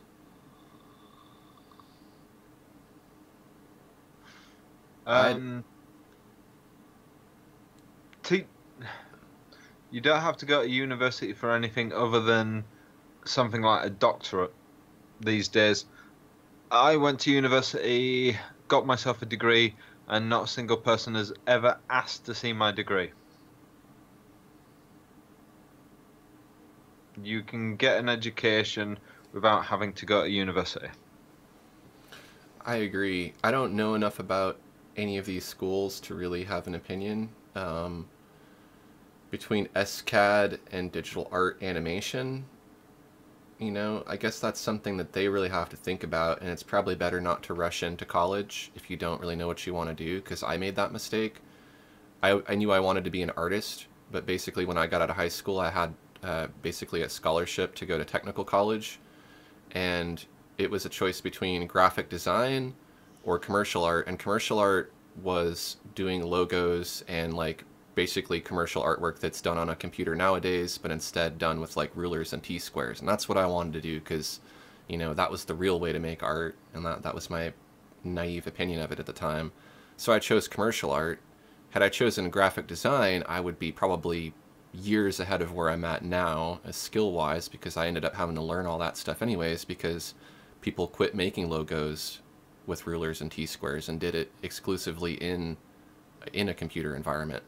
So I made a bad decision because I was kind of rushed into it, and I was like, okay, I got to go to college, I got to do this, I got to choose. If I'd have had a few years to think about it and work and like, become an adult and a little more responsible, I probably would have had a better experience with college, but I didn't. And so for me, college was kind of a waste of time.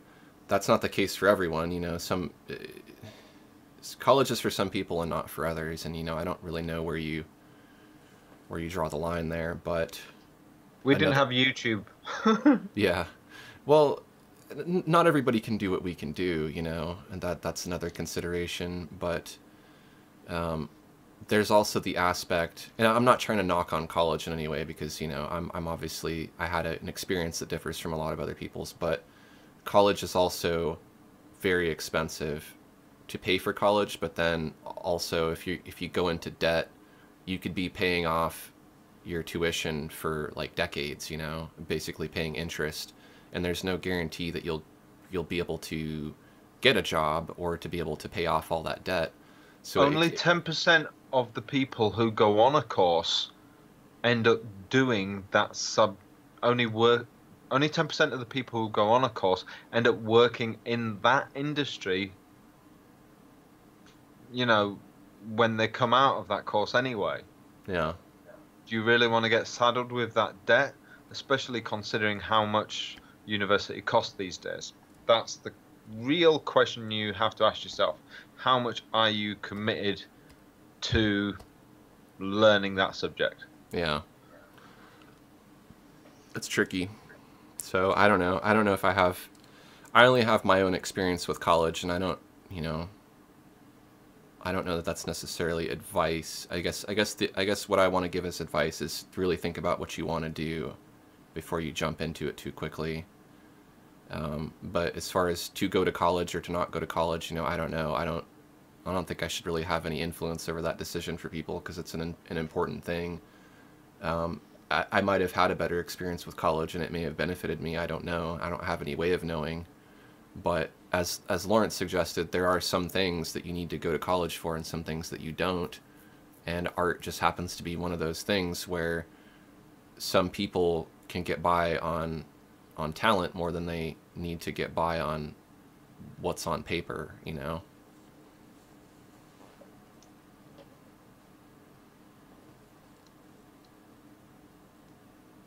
And I think talent too is kind of a relative thing. Nowadays, you have to be equally good at marketing yourself. And you could go to school for art, but they're only going to teach you about how to make art, I mean, I don't know that for a fact, but I'm assuming that's their primary focus. It would take going to school for something else, like business or something, or social media marketing, to really get 100% of the picture about how to be successful as an artist. You can spend all day drawing, but if you can't get anybody to come look at it, then you might as well not be making art. So there's some clarification. Stonewall has offers for what will, or Stonewall says his son has offers for what will amount to full scholarships, art and academic combined, plus my GI Bill, so the money thing is not really an issue.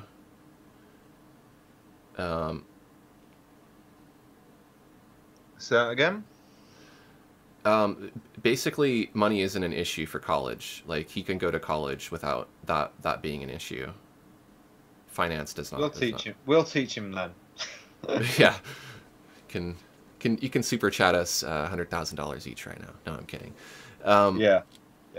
We'll be your buddies. You know, I would encourage him to spend some time, if it's kind of a choice between those two things, have him spend some time exploring those two things on his own, and he'll be able to pretty quickly determine if he likes more one over the other. He may decide that there's, he wants to combine the two, and there's probably some crossover fields to get into, and then do the research to know what you need to know for those particular industries, because, computer-aided drafting and some more technical things like that require you to have experience with hardware that the average person can't afford to buy, to tinker with, so...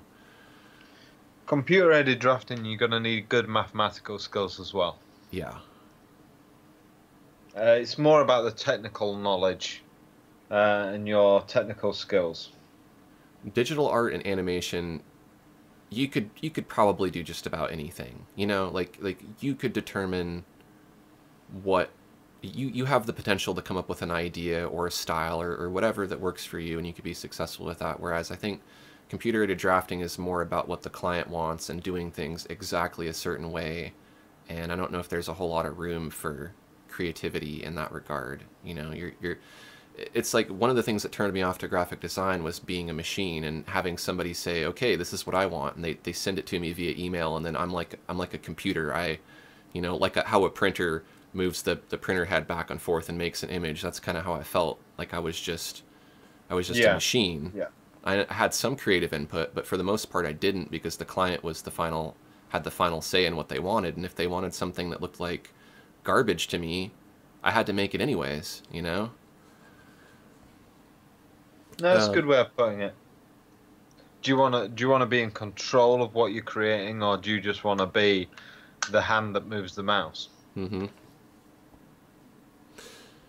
Yeah, and I decided I didn't like being the hand that moves the mouse. I didn't like being told that what I was doing was no good, and I need to start over and, do it this way or do it that way, and not for me. I like being a YouTube creator because, or not even necessarily just a YouTube creator, but doing whatever it is that I do, if it even has a definition, because I can just do whatever I want. Well, no, you're a creator, aren't you? Yeah.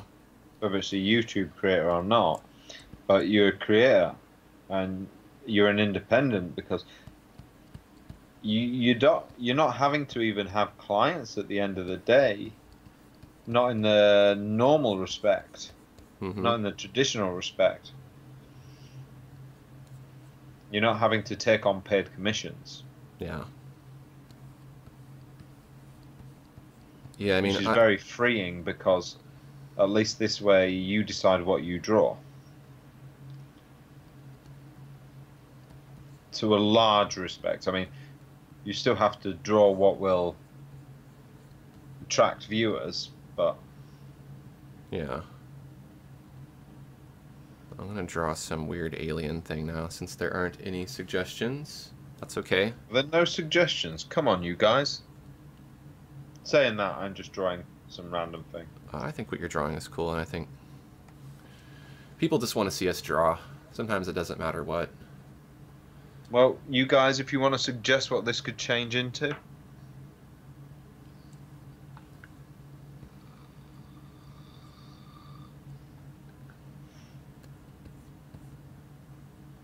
I'm going to draw Don't make me change it totally, but... I'm going to draw some sort of extraterrestrial thing, I guess.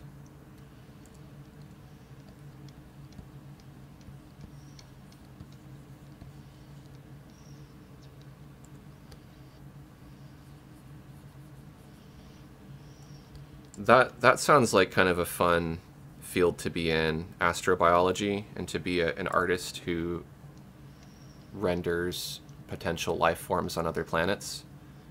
Well, what you want to do is become an illustrator for National Geographic Yeah. and get to draw all the strange, crazy stuff that they, they publish. Mm-hmm. I'd love to do illustration work for National Geographic. I've often thought about, getting in contact with them.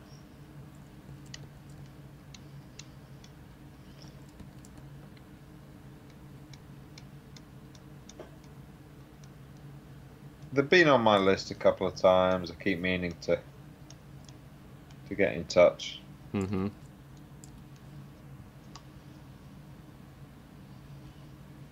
Again, I think they're one of those companies that only deal with agencies. Yeah. But I've never really looked into it. But I think they're one of those companies that you have to be able to work on super, super tight deadlines. Like, we need this within the next 48 hours. Yeah. That would not be fun. No, I'm used to those kind of deadlines, but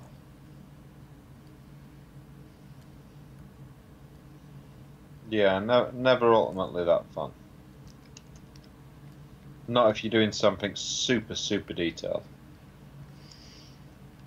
And then, the work that's going out there is never your best work. And that stuff's going to be seen by millions of potential customers. Mm-hmm.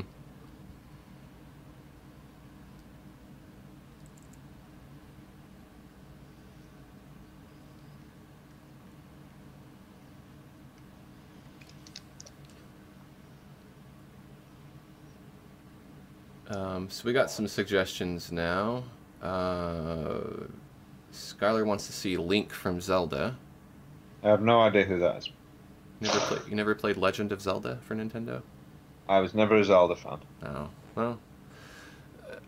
The first one and the third one were really good, but the second one and then everything that existed from Nintendo 64 on, I haven't been able to get into. I've been around the whole time. I just never got into it.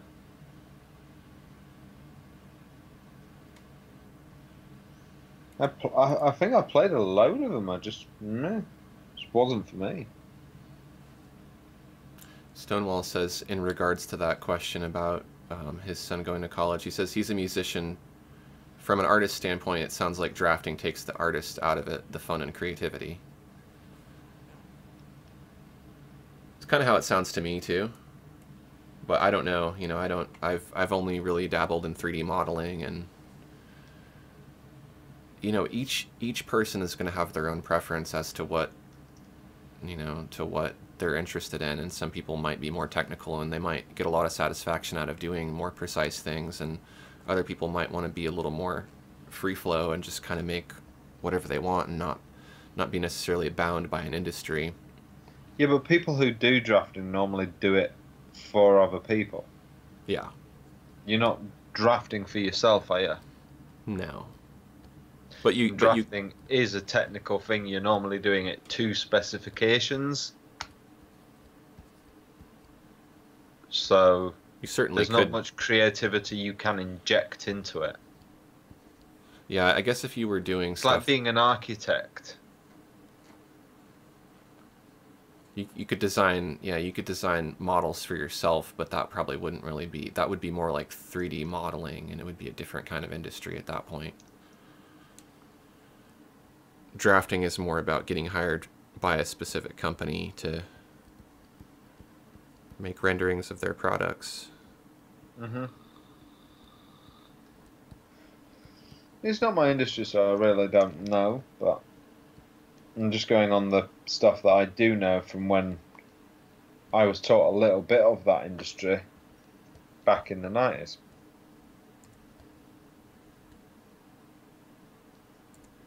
And back then I decided, no, it looks far too restrictive. Obviously it's moved on since then, but, whether the core of it has changed, I don't know.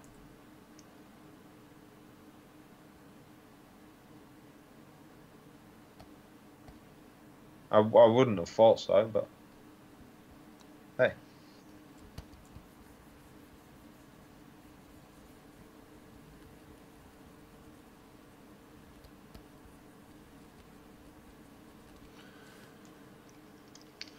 Let's see. Skylar finds drafting very fun. It helps with things in backgrounds and perspective.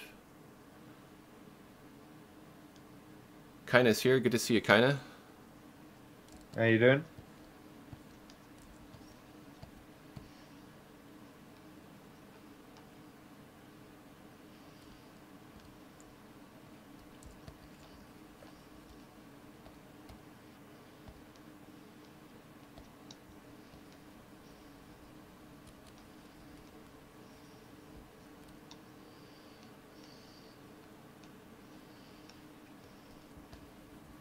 I don't know what I'm making here. Some weird alien thing.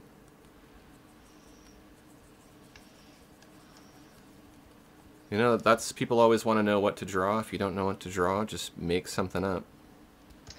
Yep. Look at the crazy weird stuff we're doing. Yeah. This is what happens when you people don't super chat for something cool. Well, if either of us were willing to draw Link, we'd have that. I don't know if I could really draw a very good Link. It would kind of be like the chibi thing where I think I know what he looks like, but I really don't. It's elf ears, pointy hat, blonde hair, maybe brown hair if you go back to the original, the Nintendo version. Tunic, belt, sword. Link was kind of there's some kind of triangle hat. Yeah. I remember some kind of normalish sword. There was definitely a normal shield. Maybe it had like that kind of shape. Some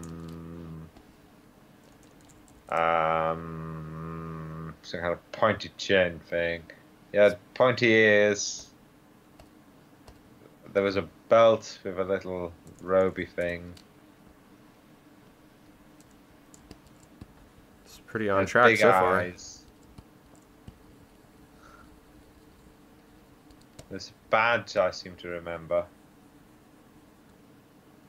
He's basically an elf. Yeah, he's elvish, elven. Did he have like a feathery cap thing? He doesn't have a feather in his cap. He has a pointy hat with kind of like a band around where the brim connects to the point of the hat. Yeah, something like that. It was green! And that's as much as I remember. Yeah. That's, you know, basically what he looks like. See? That's as far as I would get. We're turning into Guess-A-Sketch for a minute there. Wow, Guess-A-Sketch. I haven't done that in a while. Yeah.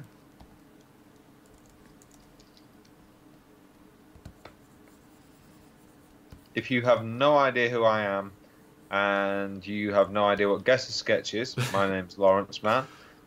Me and Aaron used to do a lot of live streams together.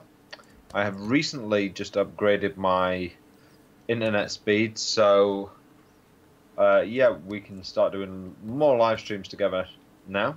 So I might be annoying you more. If I'm not annoying you now, then please come and check out my channel. My name is right below you, Lawrence Mann at Lawrence Can Draw. So yeah, come by and check out my channel. I review a lot of tech for digital artists like you. Yeah, swing by, check out some of my drawings, check out some of my tech reviews. Just say hello. I'll be doing a lot of live streams very soon. You might check out XSplit too. I mean, OBS isn't that different. It's not terribly difficult to use, but there were just some things about it that kind of were a little bit buggy.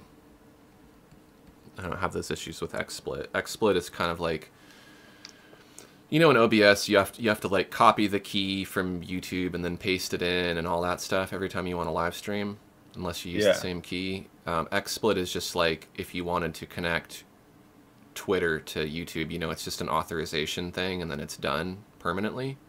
So Yeah. when I want to live stream, I just go into XSplit and I'm just like live stream, and then it goes, well, which stream do you want to do? The one instant live or the one you have scheduled? And I just pick the one I want, and then I'm off. And you can get a lifetime license. I don't know if they're still offering it, but the lifetime license was like $200 or something. And in the scheme of things, like that's actually a pretty good deal, considering how much I'll be live streaming, assuming that they stay in business for, another 50 years or so. As long as they don't shut down, yeah, it's a good deal. Well, what are things monthly anyways? I mean, 10 or $20, you know? So, Yeah, exactly.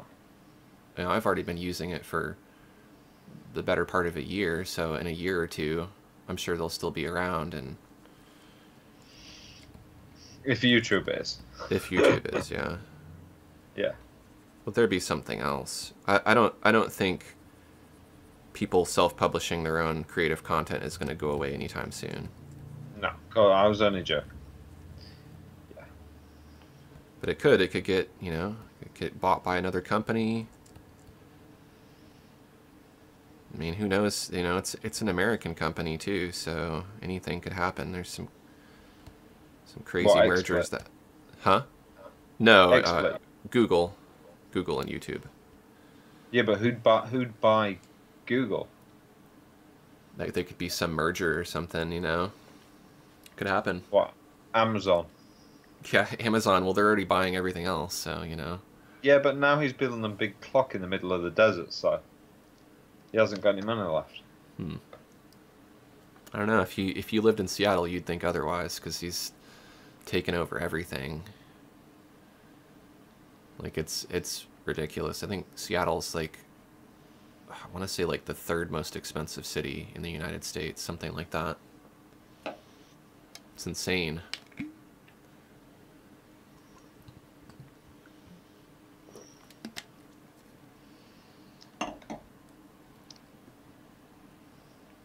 Is this Gordon Ramsay 2099? Oh no, the mouth would be much bigger. Maybe it's Much- bionic though, and it can it Much can scary. grow. See, if you'd have suggested that earlier on, I could have done that. Yeah.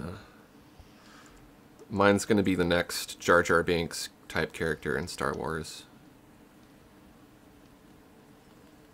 Didn't they already do that? They probably did. I actually haven't seen the most recent one. Just avoid it then. Is it no good? It got worse ratings than any of the prequels. Oh. Yeah. Well, I can't say that out of all the original Star Wars movies, like the original 3, that I liked every single one equally. Like there was obviously some that were better than others. I feel like the first and the third were good, but the first was the best.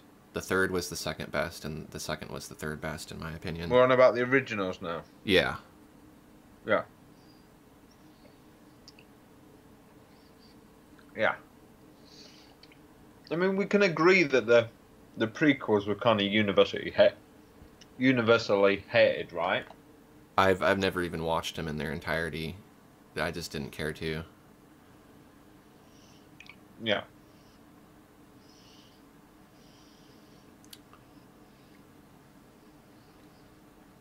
I'm going to catch up on comments here. Kind of wants to know, is this just doodling or was there some prompt? The prompt was we ran out of suggestions that we were willing to paint, so we just... I don't know why either of us just started doing that. I think Lawrence started doing his character, and then I probably subconsciously started to see some alien or something, and that's usually kind of my cop-out, though, if I don't know what to draw, is like just make up a fantasy thing that doesn't exist. Because then you can't really... There's really no right or wrong, Yeah. Ian says self-taught has advantages, learning from books and YouTube, etc. Definitely.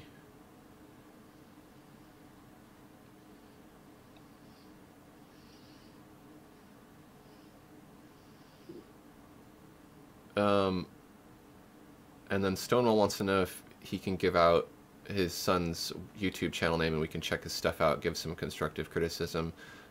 Feel free to go to my website and go to the contact area, and my email address is there. It's not something that I make public, or I guess it's public, but it's not something that I have posted on my YouTube channel.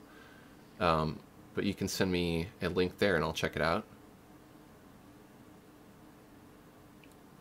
Well, let's see. Skylar just bought a Cintiq 13 HD, and they're having an odd problem. The cursor under the pen shows as a mouse. The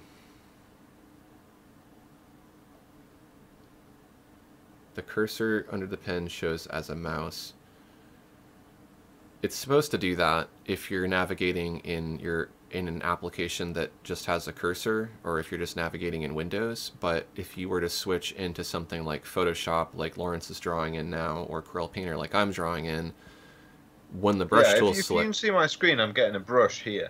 Yeah, but if you see that large circle, but if I change over, right, just hold on a minute while this brush stops. Yeah. If I change over, how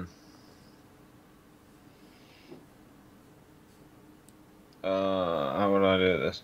Then you'd be able to see all my windows. we can see your cursor now. Yeah, there you can see my cursor. Yeah. By default, so that's just what happens. But that's yeah, quite normal. Yeah, by default, you should be, if you have a brush tool selected in an application like Photoshop or an art application, you should be seeing a brush cursor. And if you're not, there is a way to manually change it. So it's likely that you could have changed it, but I don't know. I would explore those options and see if in your application that you're using, if it's supposed to have an arrow for a cursor, because it very well might. Yeah, just go into your application's preferences or settings, and double check the cursor preferences. Oh, okay. He thought it was supposed to show like as a little white dot. No, it doesn't. I mean, you can specify. Well, yes. No, I know what you're talking about now. On some tablets, and I don't know if it still does that with Windows 10, but if you're using a tablet PC, then I believe it actually does show you a white dot sometimes for your cursor, but that's probably like a Windows setting. So I think Windows 10 now is interchangeable between desktop and tablet mode, so you may have it on desktop mode where it's showing the mouse cursor, but if you were to change it to tablet mode, then it would probably make that cursor go away and you'd probably see a dot. But then as it pertains to your art application, you should be able to customize what you see to some degree. Like in Corel Painter, you can do triangles and crosshairs, and there's all kinds of different shapes. And well, the art application should still take over. Yeah. Yeah, it should. You should see whatever the default brush tool is in the application. Photoshop has limited options. You can do full-size brush tip. You can do a crosshair. I think you can you do no cursor at all?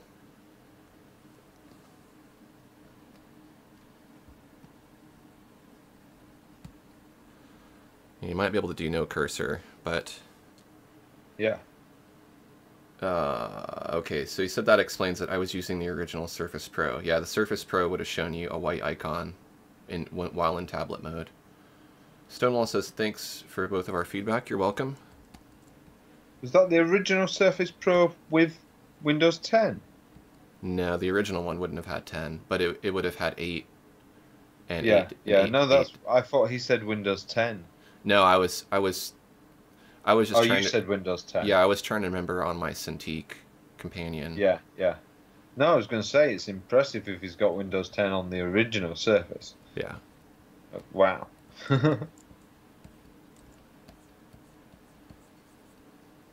I don't remember which one I had. I think I had two. Yeah, yeah. And that, I think you did as well. I had that before I had the Cintiq Companion, and that was kind of how I got started. Well, that's not true. I got started on iPad doing mobile painting, like outside, but you could only do so much with the iPad, so it wasn't really until I got the Surface Pro 2 that I could actually use Corel Painter, and then it was like, all right, now I can actually Yeah. do some cool stuff. I like the pen on the Surface too. I I just had a got, good pen. yeah, I just got the Bamboo.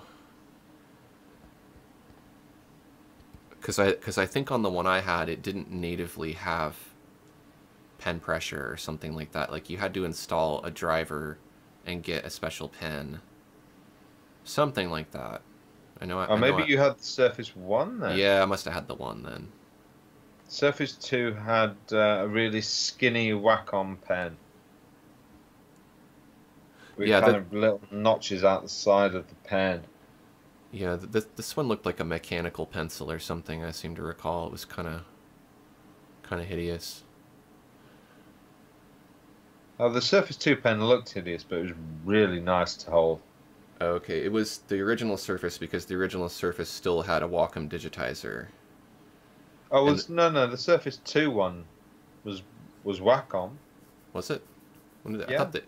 thought they changed to Intrig. Yeah, it must have been 2 or 3. Surface 3 was the first Entrig. Okay. And he did have it running in Windows 10. Surface 3 was the first time I had a Surface. Yeah.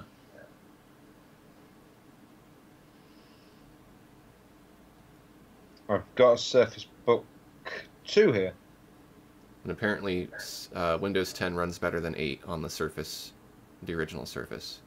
Yeah. Um, Oh, someone just said that? yeah, he says Surface Pro 1 and 2 were both Wacom. They had only minor hardware differences, same pen. Okay. I've got a Surface Book 2 here, and I'll be reviewing that very shortly. Yeah, reviews take a lot of time. I'm still like, I mean, I've got an idea of what I'm gonna do for the Mobile Studio Pro, but I want to make sure that I use it long enough to really get a good idea of, like, you know. Oh, there's nothing worse than like people who get something in and then review it within the first 20 minutes of having it. Yeah. Well, within reason. If it's something easy, you know, like you can kind of tell sometimes. You don't need to, like, I don't need to spend too much time on, like, I'm trying to think of what I have. I don't know, if I was reviewing, like, a hard drive or something, you know. you're gonna know pretty quickly. And the things that you're not gonna know about it, like, is it gonna die within the first year? You're obviously not gonna wait a year, so. Well, yes, but you also want to know how it sounds after like after a full day's use, and you know what I mean. What does it smell like after being run for hours on end? There's certain things that, What does it taste that's why like? I always want to spend a little while with something. Does it pair with a nice cheese and wine? Yeah, exactly. I've had some things like a month or so before I review them. Yeah, mainly what's holding me back from the Mobile Studio Pro is that I wanted to use it more outside, but it's been winter here, so. Oh yeah. It's been snowing, and can't say I'm really all that excited about going out in the snow and trying to do some paintings on a tablet, because I did before it was snowing, and yeah, like, I couldn't even feel my hands, which made it impossible to draw. And it was also, like, it coincided with, that was, I think, one of the last paintings I did on the Cintiq Companion 2, and there was, like, just so much glare on that thing that it was ridiculous trying to paint outside. Like, you'd have to guess which colors you're choosing, and, like, like squint like right next to the screen. I mean, if you had shade, it wasn't that bad, but not all locations that you want to paint have shade. So that was less than optimal circumstances, but coupled with the cold. See, and some people complain that their drawing tablets get too warm. Yeah. But sometimes the thing is, it's like, a good thing. nah, it didn't, and it wasn't even really that it was cold. It's that I made a bad decision about how to go out and didn't like if I'd have worn gloves and and better shoes and stuff like that, it probably wouldn't have been an issue. Because I'd gone out at later points past that where it were colder and I was better dressed. But that was just one where like I didn't think it through. It had been a while since I'd really gone out, and I was just like, all right, I'm gonna do this. I'm gonna paint this lighthouse. And then I realized midway through, like, I'm really unprepared for this. But I think it turned out to be a great painting, though, and one that I haven't really done a whole lot of architecture, and that was a fun one to do because it had a lot of color in it. But yeah, it's lesson learned. Like, and I see in a lot of other plein air people who do traditional plein air painting, like they go out in the cold all the time, but they'll do stuff like light a fire. Or, you know, they have all these different tricks that they use. I don't know all those tricks, but I'm learning. I think that's probably one of the funnest things I do in my videos is like go do paintings outside and then try to shoot all the B-roll of like the location and then piece it together in a way that looks kind of like cinematic, you know. But it's a challenge to do all by myself. Like if I had a crew, then it would be cool. If someone wants to help me like lug all the cameras around and set them up and get all the different angles and make sure everything's synchronized and all that stuff, it would be pretty easy. But for me to do it all on my own, it's a little bit overwhelming sometimes. So that's why, even though I'd like to be really regular about it and do like one a month, it's hard because by the time you shoot it and you edit it and all that stuff, you're a little bit burned out. Right. I've got an issue here. What's that? My stylus won't work on the screen. What? Do you have a different...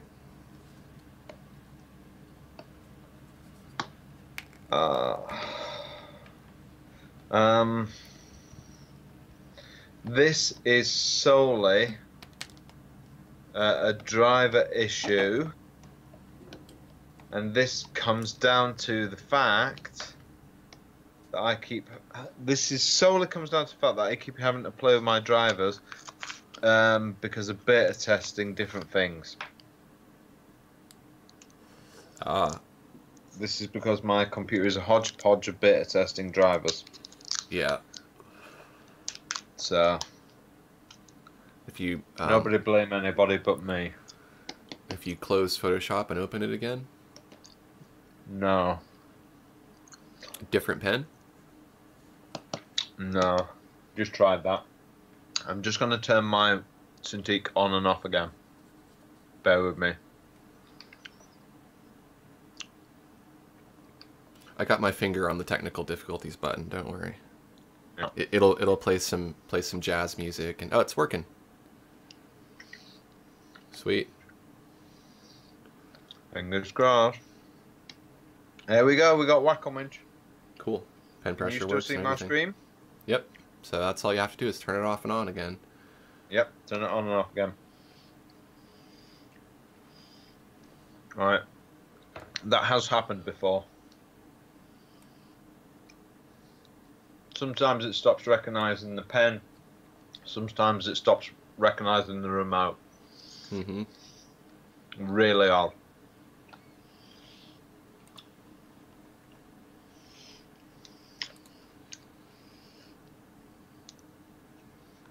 What will happen is I'll set my pen down for a minute or just take it away from the screen. Yeah. And then when I put it back on, it's like, what's that? Don't know. Huh. That's and weird. It'll annoy me, but nothing I can do. Mm-hmm. And it's just because I've got too many conflicting drivers on my machine. I know exactly what it is. I could scrub my machine and clean it all, but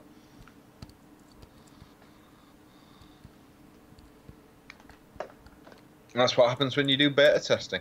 Yeah. Ideally, you would have a separate system for just for beta testing, but you know, who wants to have to like manage two different computers? Yeah, but I do. I have different machines for beta testing. I just don't want to have many different machines for beta testing. Yeah.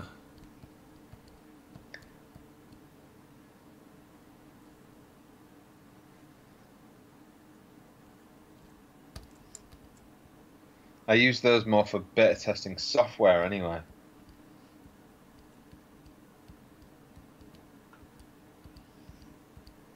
I still haven't cleaned the one from beta testing Corel yet.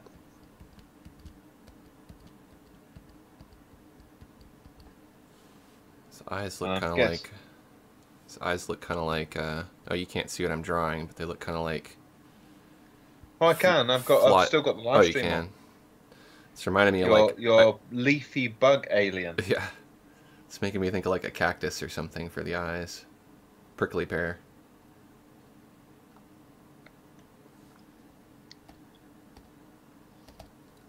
No, I like him. He's good. Is anybody there? Is anybody talking to us? They've all left. Have they? No.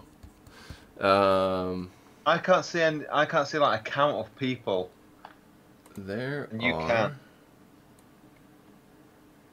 are. Peak concurrent was 22. And Hello, folks. 10 people watching right now. Come and say hello. There's quite a few people who have been here for a while. So we must be doing something right.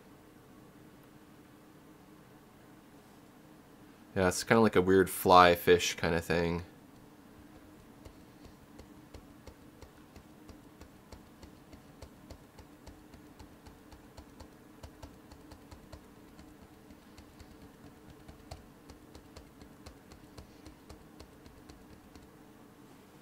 Fly fishing. There you go. By J.R. Harker. Sorry, it's a really old British advert. That won't make any sense to you. It's a little old man who goes around looking for a book in all these old shops, and nobody has it. And finally, he gets to like a shop, and a bookshop, and somebody's like, "Oh, we do have it. We do have it in one of our other shops.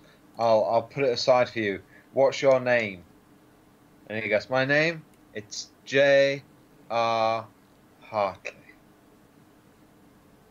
And then it switches to like the the brand name of the advert. Huh. And it's just like a really sweet old advert, you know. So the guy's trekked. This little old man who's like 80 something has trekked around all these shops trying to find this book. And it's obviously a book that he wrote, you know, years and years ago that's out of print, and Oh, I see. no one remembers it and no one knows it, and everybody thinks he's just some sad old duffer, but he's, you know, obviously just trying to find that piece of his past. It's quite a sweet story.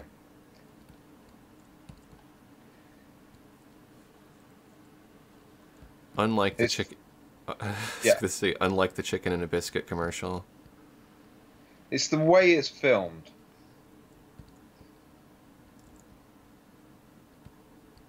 What era is it from? Oh, it's the 80s. Okay.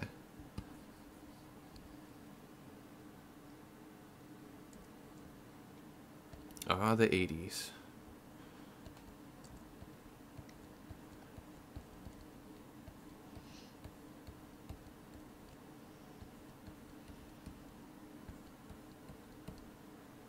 Kind of like this weird fly fish character. You happy with him? Yeah, it's not bad. It's working out.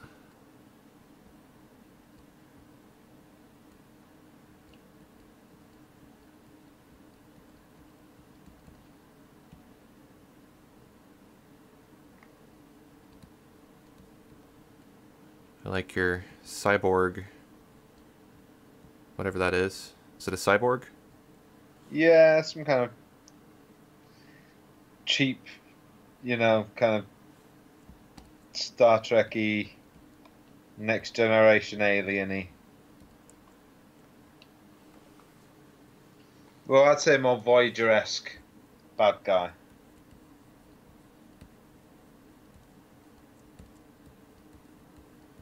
Voyager-esque. I'm guessing you used to watch Voyager and everything like that. I like the original. I did watch TNG a little bit, but not really. I haven't really watched it in adulthood. But it was on, and I'd watch it. But I will watch the original Star Trek, even nowadays. It's on You Netflix. seen any of the new one? No. I don't. I just watched the new one. Is it any good? It was actually I was ready to hate it. Turned out to be quite good. I was surprised. The ending wasn't brilliant. It seemed a bit tacked on. But yeah, I was pleasantly surprised. We're talking about the movie. Yeah, yeah. The one with the girl who had the boy's name. I've almost watched it, but haven't quite done it.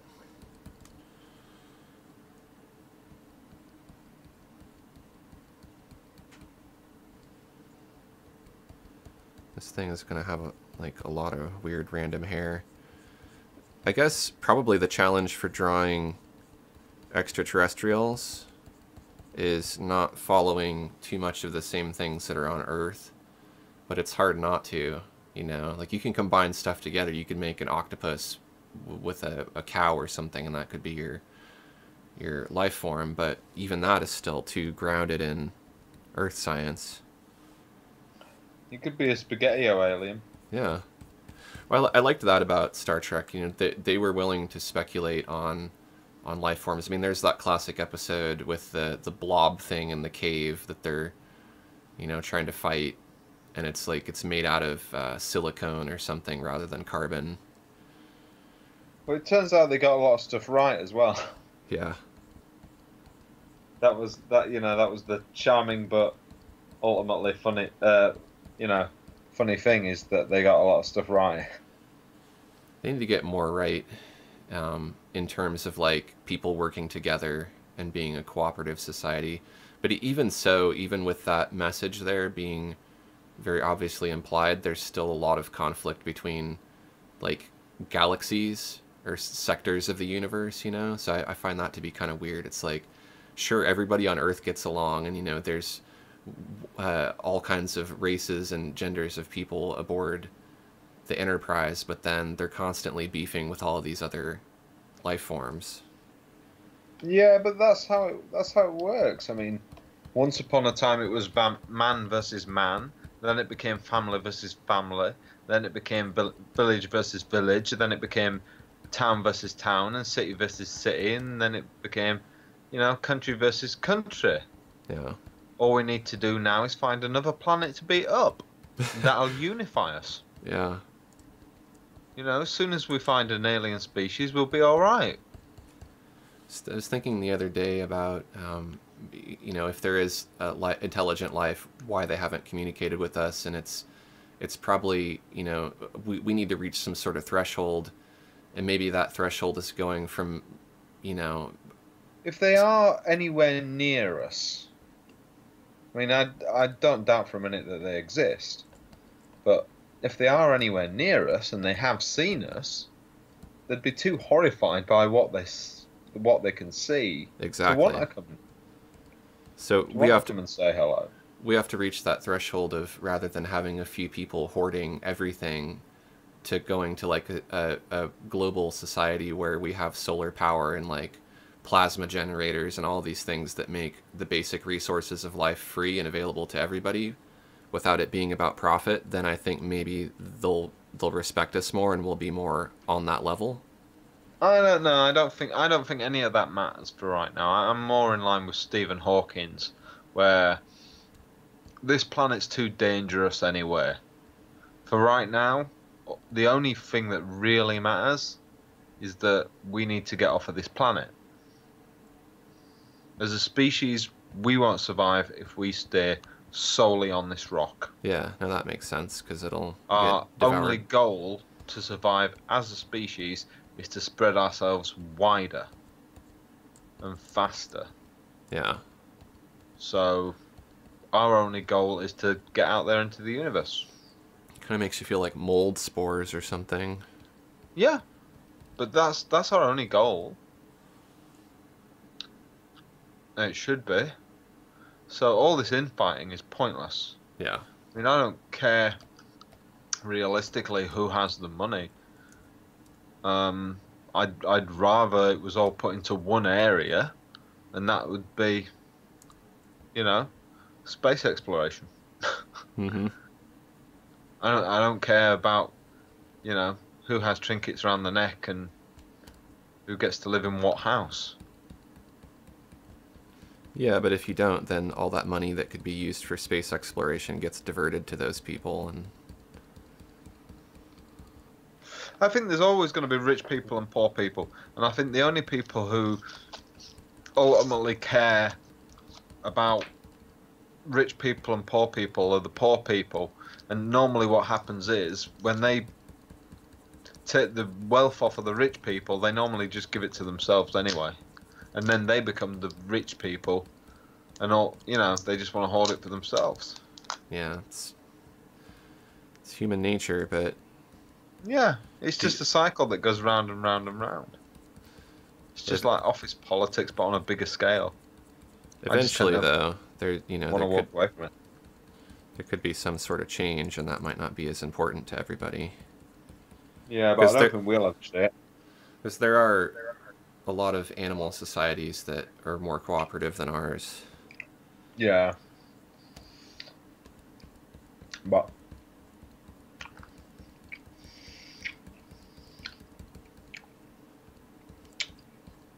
a lot of them that are more violent as well. Yeah.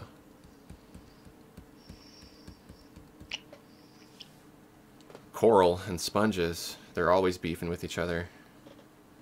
Say that again? Corals and sponges are always beefing with each other.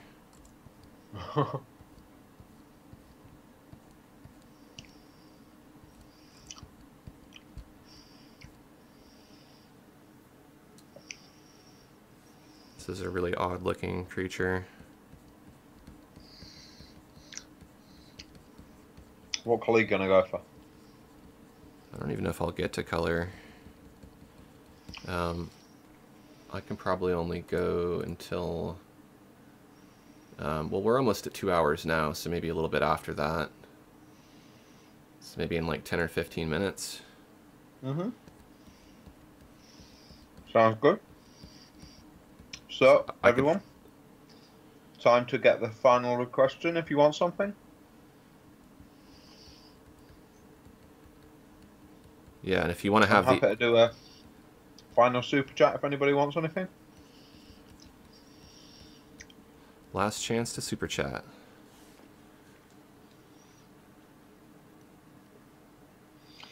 Shannon's been drawing in their sketchbook while listening to us guys.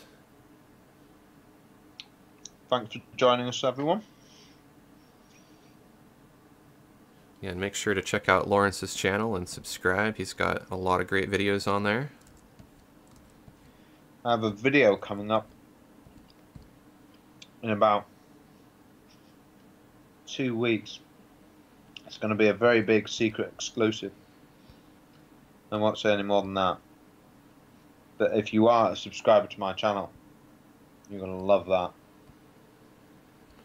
That's the only way to know, is to be a subscriber. Yeah. If you're already a subscriber, then you probably have some idea what it might be. Yeah. Did you see my new channel trailer? Uh-huh. I didn't even realise I needed one, because you never see your own channel trailer, do you? No. Then I tripped up over my channel trailer and I was like, oh, that's my channel trailer. I forgot about that. Yeah. Like, oh yeah, time to change that one. Yeah, I had one for a while, and then now I don't know. I might remake it, but I just have it as a video. There's a video that tends to perform pretty well, and I think it's in part because it's my channel trailer and people end up seeing it. I don't really know that for a fact, though.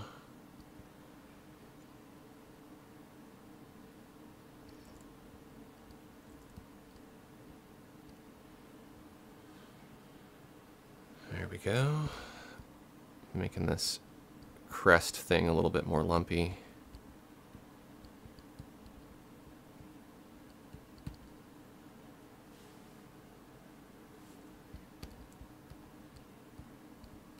And on the off chance that people are watching who haven't subscribed to my channel, make sure to do that, because then you'll know when I'm live streaming. Yes. How dare you? Subscribe at once. And I release 5 videos each week on Monday. Is that all? Well, sometimes more than 5, but you know, It seems like more. Five is my official schedule, but occasionally I might have a live stream, or if it's a time-sensitive video. I'm putting out a lot now. Yeah, I think you kind of have to be competitive with the algorithm, and to, you know, really be out there. Like, you have to be kind of constantly posting now. At least that's what they say. Yeah. And it's even like, I get out about 4 a week. I well, haven't done this week, but I was in London all this week with the guys from Sketchable and Adobe. I've heard that you're supposed to, I mean, this is just one person's opinion, but, you know, for what vloggers do, they'll do like 2 short videos a day every day. And that's, you know, that gets you really good results, but I'm not going to commit to that, you know. I'm just... Oh, well, I wasn't vlogging while I was there.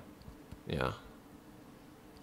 I wasn't there kind of like to be there with them in that capacity. Yeah. So yeah, I bet it's kind of tricky, like, vlogging too. Like, you have, like, the people you're interviewing, you know, like, how do you pitch it to them? You're like, hey, is it cool if I have my camera on you and, you know, I make a video out of this? well, they knew I was bringing my camera and everything like that, and I could have done that, but yeah, I'm not that guy. Yeah, I don't think I could be a vlogger to that extent. It would just be, I don't know, too much recording of everything, and I don't know. Seems like a lot of work to be holding a camera constantly. You have to have very strong arms. You do, yeah.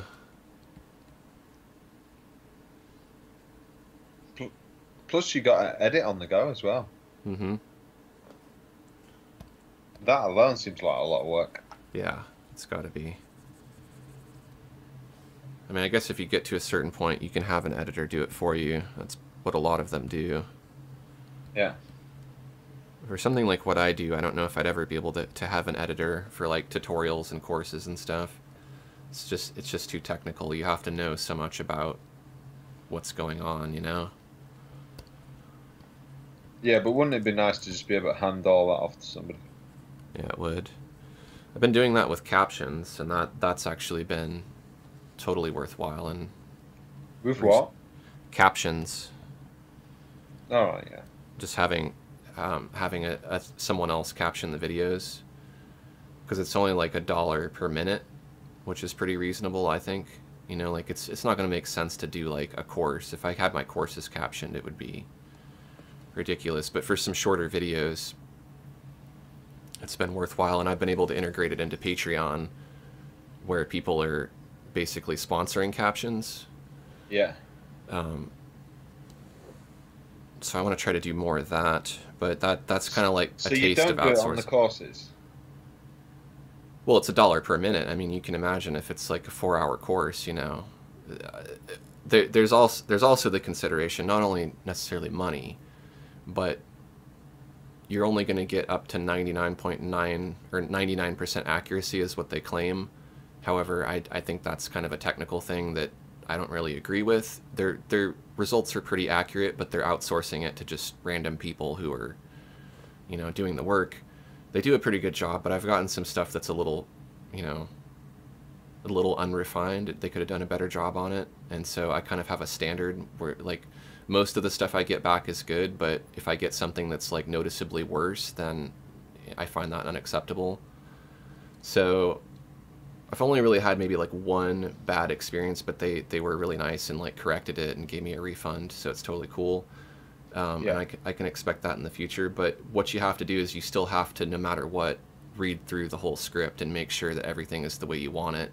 Because even if they got all of the punctuation right and spelling and all that stuff, there's still, like, you might want soft edge blender to be capitalized, you know, or you know, the first word capitalized for that word, Yeah. because in your tutorial, you know, it's, or in your course or whatever, it's an important thing that you want to stand out. So there'd be things like that where ultimately you have to go through, and you do find mistakes and typos and things like that. So to do that for a 4-hour course would be insane. Like, it wouldn't be worth it to me to do. No, because you may as well just go through it anyway. Mm-hmm. So it's been good for like stuff that's under 15 minutes, I would say. You know, I don't think it really makes sense to pay $30 for a caption, because when you get into those like longer videos, which I don't really make a whole lot of, the view rate isn't really as good for that, you know. So captions don't really necessarily help the video. But for me, it's kind of a goal of like making my videos more accessible. So, you know, it's not necessarily like it supposedly does increase, it can increase your video stats and searchability and things like that. But Yeah. it's more so for people to be able to follow along more easily.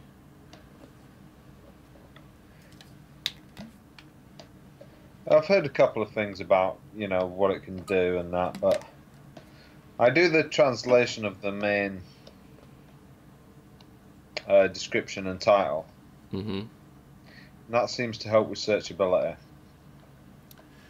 Yeah, I tried that when it came out, and then I haven't really done it since. I don't know. It's hard to say, because I did it to my most popular videos, so Yeah. you know, they could just be getting a lot of views anyways, and that might not be making a difference really.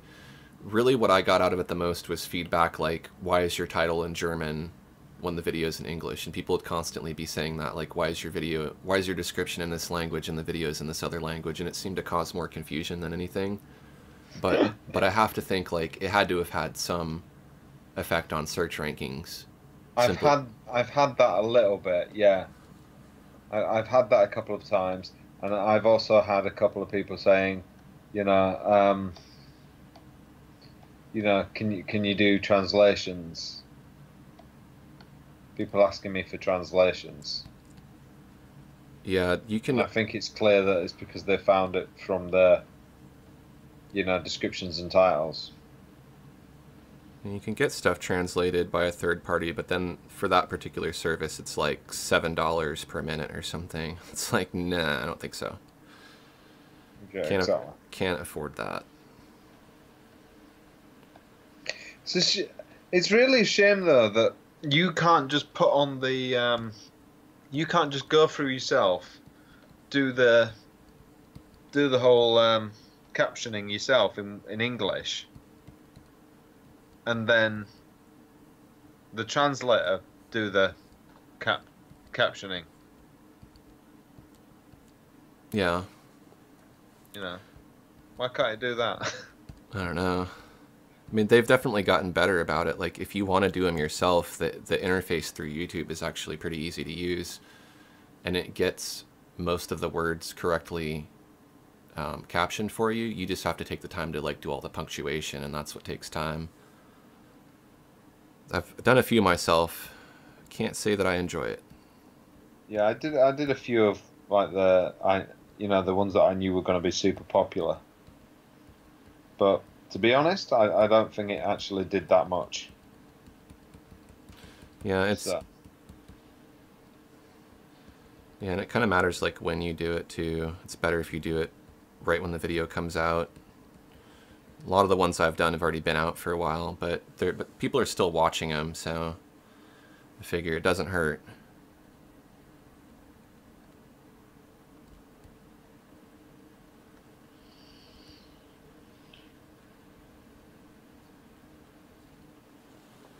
Alright, I think I'm gonna have to wrap this weird fish bug thing up here.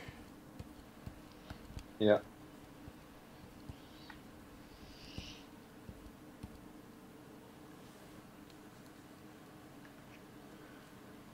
Let's see where we're at on time. So yeah, we're just about at 2 hours now, so feel free to comment in if you've got any other questions or comments or anything you'd like to say. Also, take this as an opportunity to check out that super chat button if you enjoyed this live stream and all the drawings we did and the advice and all that stuff. Got any last minute questions? I'm just going to recap some of the art that I did. I got the weird alien thing, and then Chibi Lawrence, and then I got the... And I've got Chibi Aaron. I like that. We should use that in our live stream thumbnails. Our Chibi versions. And of course I had Gordon. The potato. I'm just going to finish up this. There's the chicken. The weird heart thing I was drawing. Ah, I never got to see the chicken before. Oh yeah, here's the chicken. Yeah, I just saw it. Chicken and a biscuit. My potato. Chicken and biscuit. It's a tasty combination. That's probably about how it goes too, I'm sure. But it's funny because I was doing the tune from like one of the tunes that I just remember from like Demolition Man. Mm-hmm. But yeah. Like Demolition Man. That was an alright movie. I like that. I love that film. That was great.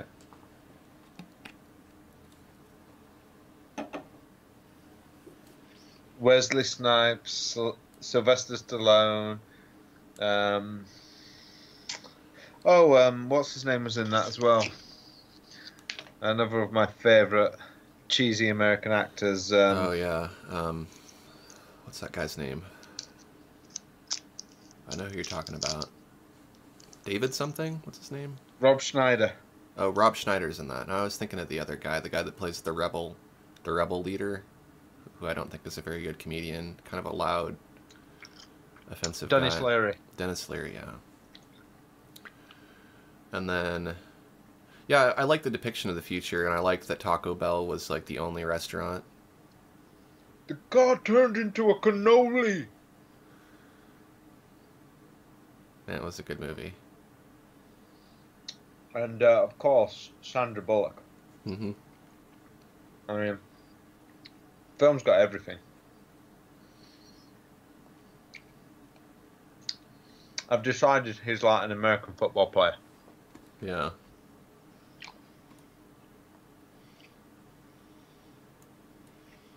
Wow.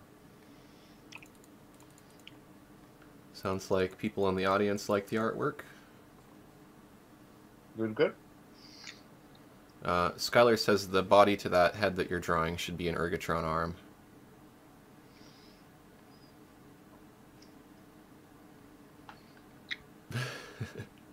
You should have said that earlier. I know. Well, you'll probably work on this a little bit more, anyways, knowing you.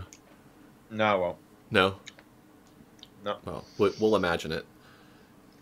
Well, I'm gonna switch back to. Well, I'll let you do your thing real quick. I'm gonna switch my camera back to my face here. Hang on, give me a split second. Okay. Oh, there you go. We've done a lot of like product promoting today, and we've gotten nothing out of it. Like the Ergotron and Chicken and a Biscuit should be paying us. I'm just saying, Chicken and a Biscuit. Don't make me blow up your Twitter. at Chicken in a Biscuit. And by the way, if you're going to look it up later, it's chicken, the letter N. Chicken in, or maybe it's Chicken in a Biscuit. Like IN. Yeah, I think it's Chicken in a Biscuit. What else could I possibly have Googled, you know?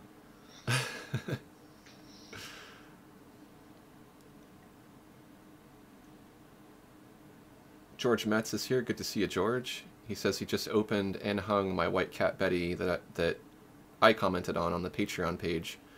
By suggestion by another Corel artist, I use Art Tech for Giclée. It looks great. That's awesome.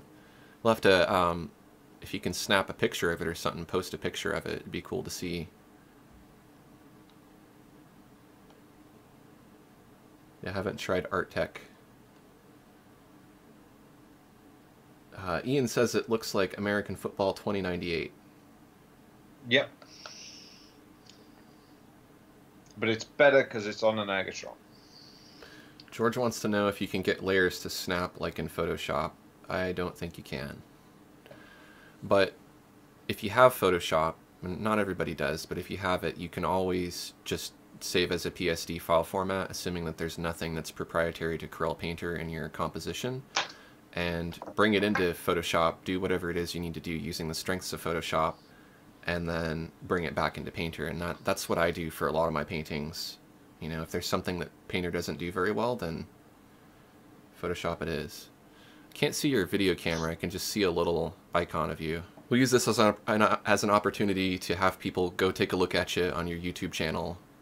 Lawrence Can Draw. There's a link in the video description. There should be a card that pops up here in YouTube, and then of course there's the good old-fashioned banner down there beneath Lawrence. And I'm of course Aaron Rutten, and I'd like to say thank you for everybody for watching, especially to Ian for the $20 super chat, which we will split. Yep. And make sure to subscribe to our channels, then you'll know when we're going to be live streaming next. Anything else, Lawrence? No, just remember to like, comment, and subscribe. Cool. Thank you everyone for joining us. Yeah, thank you, Lawrence, for joining us, for joining me. You're more than welcome. Us, I, me, we. All right, thanks everybody. We'll see you next time.